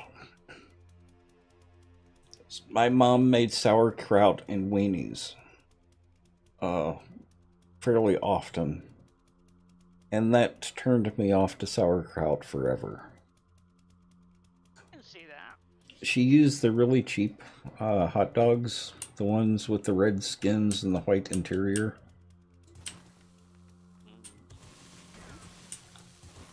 And those things soaked in sauerkraut juice is not pleasant.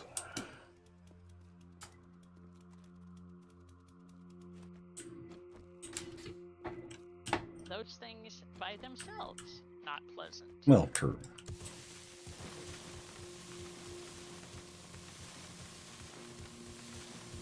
Do they even make hot dogs like that anymore?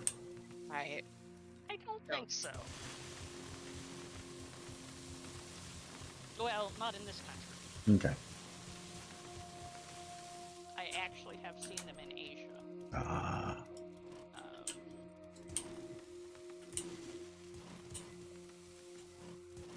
Yeah, pigs in a blanket made with Vienna sausages were better than that.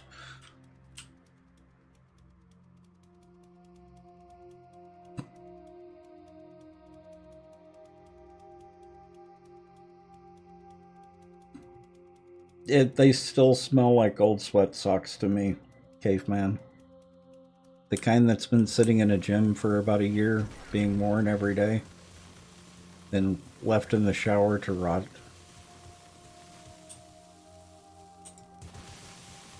And then worn some more.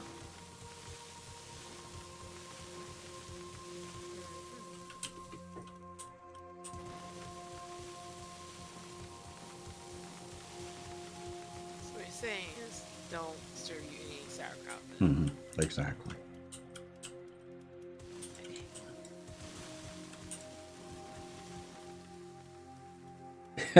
You're just addressing the taste. No, actually, honestly, the biggest reason I don't do sauerkraut is because of the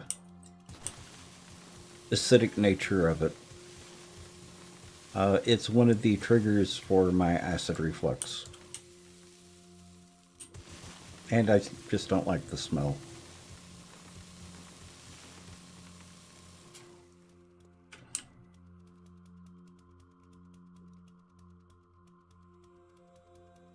Can't fix the piggy stink? Aha.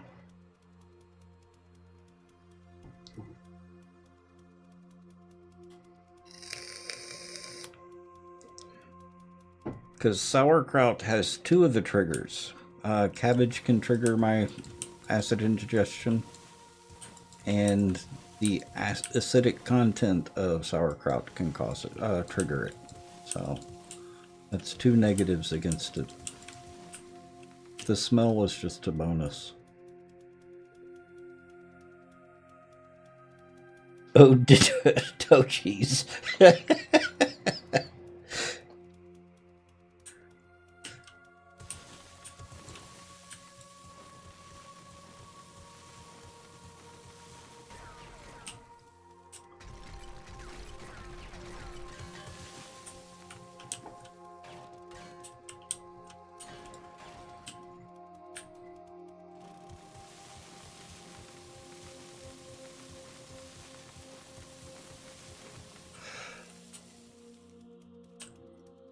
Ugh, dadgum. Do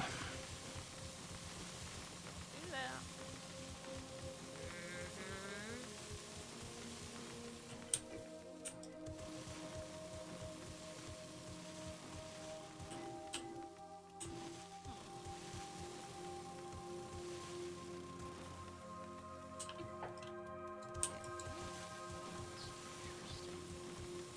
What?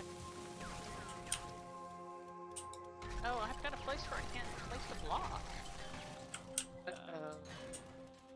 What's it doing? It's acting like there's a block there. There I'll be back in could be. I'll probably have to break the block below it, behind it. It could be one of the specs. So dirt can get down to insect size and be almost invisible.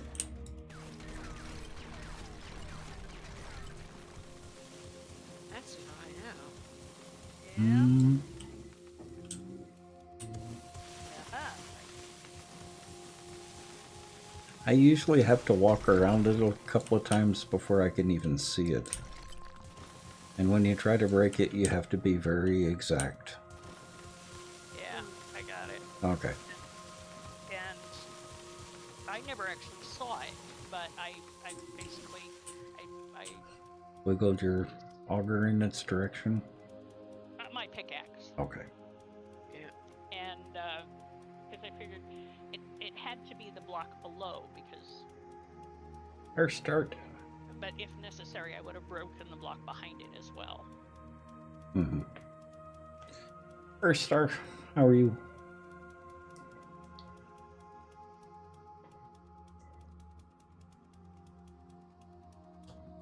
Okay. Huh? The place is now officially emptied out. I think. The former auxiliary practice. Mm, Workshop.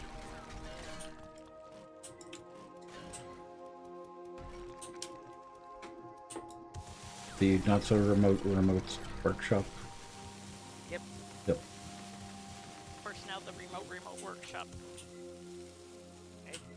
I need to get at least one level roof so we can put stuff down and Mm-hmm. put it to work, but Void Drake, how are you? I know. Viola Drake.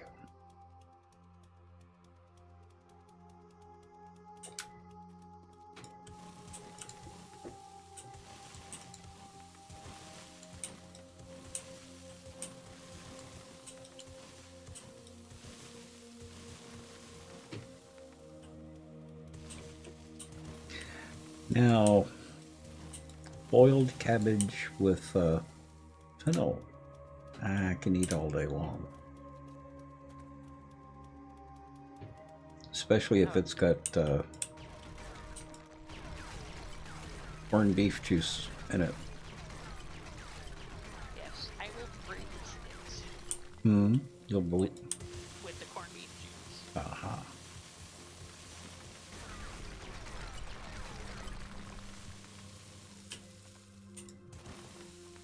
Ooh,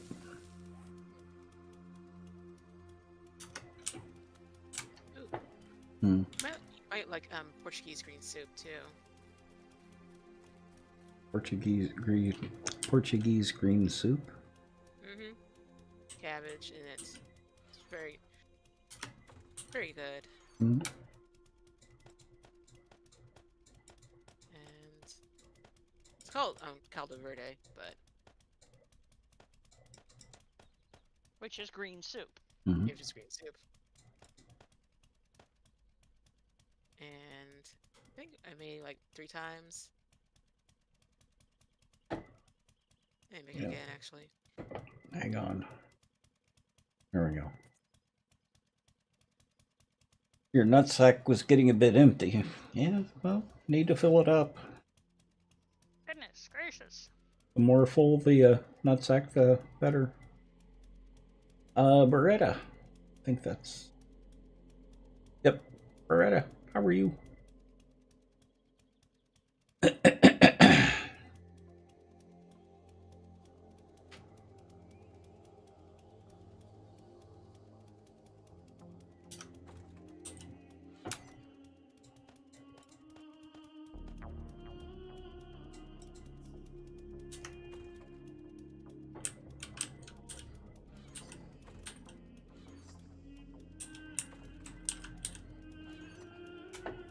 So Mm. now, Viola, you can get nuts. Mhm. Exclamation point, get nuts. And a number.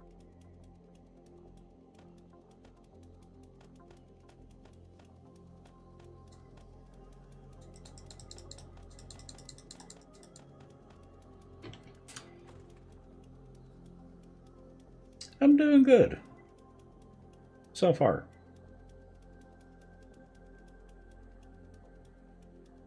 I got to show off my nuts as well.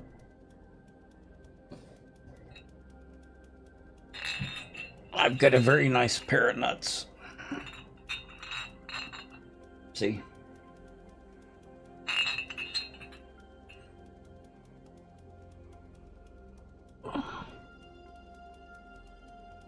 Hey, any opportunity I get to show off my nuts, I'll take it.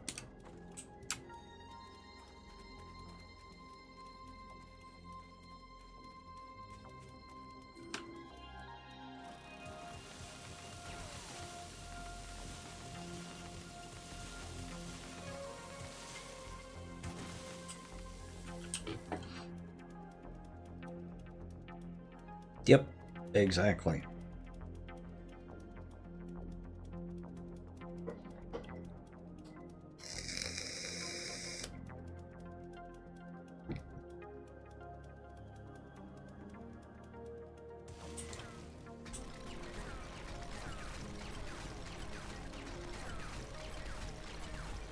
Although, they really only make that sound when you bang them.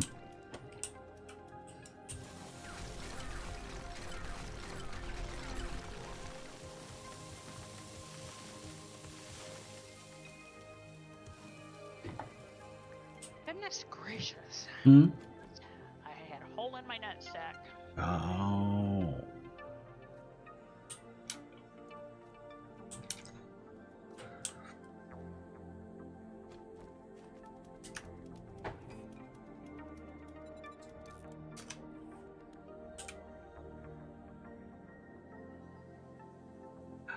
I don't actually know. I haven't banged them that hard. I mean, that's not something you intentionally do normally.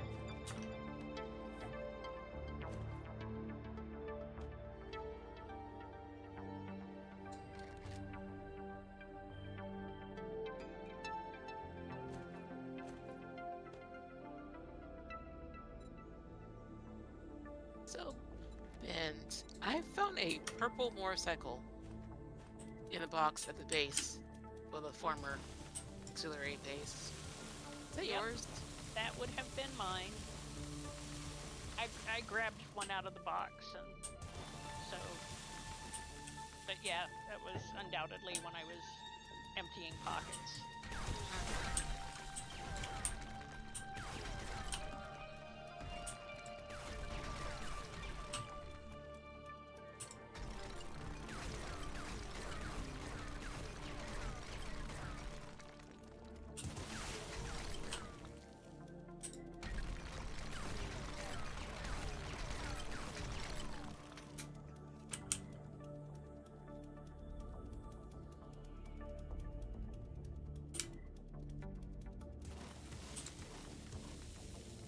I did discover that it wasn't in my pocket.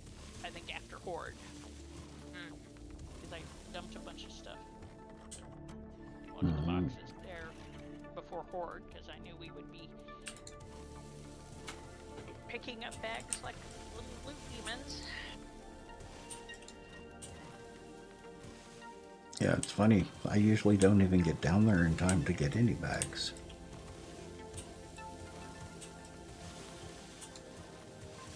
I don't like cluttering up my inventory, so I usually avoid them.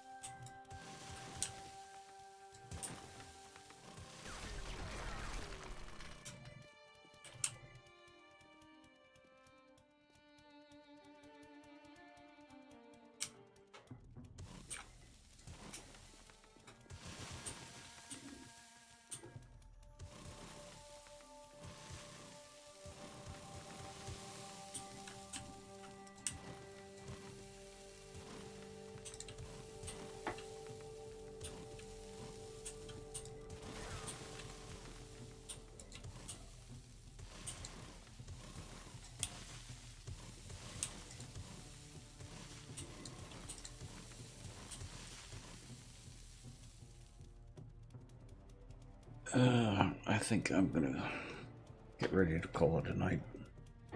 I'm making too many silly mistakes. Okay. As soon as I get rid of these zombies.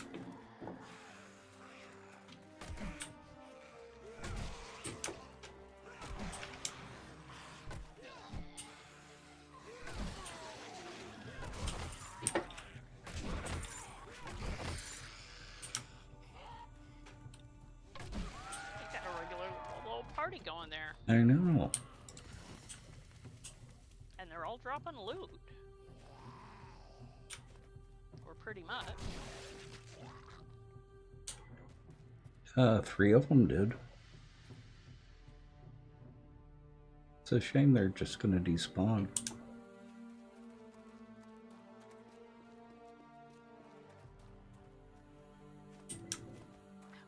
should at least check the loot bags for brass. True. Yep.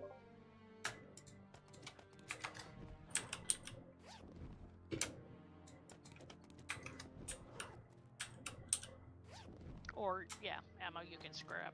Mm-hmm.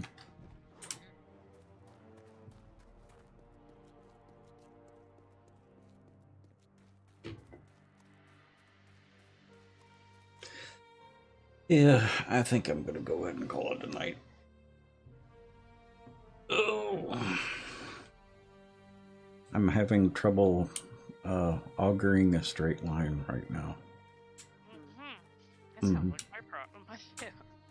One of my issues. Uh-huh. So I'm gonna let chat go. Okay. Good night, or whatever time zone you're in, chat. And we will see you tomorrow.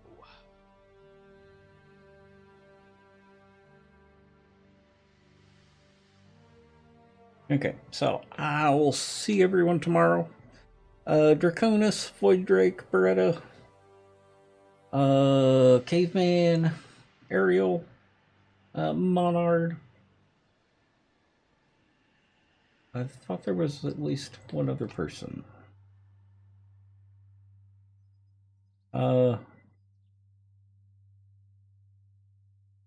Fets.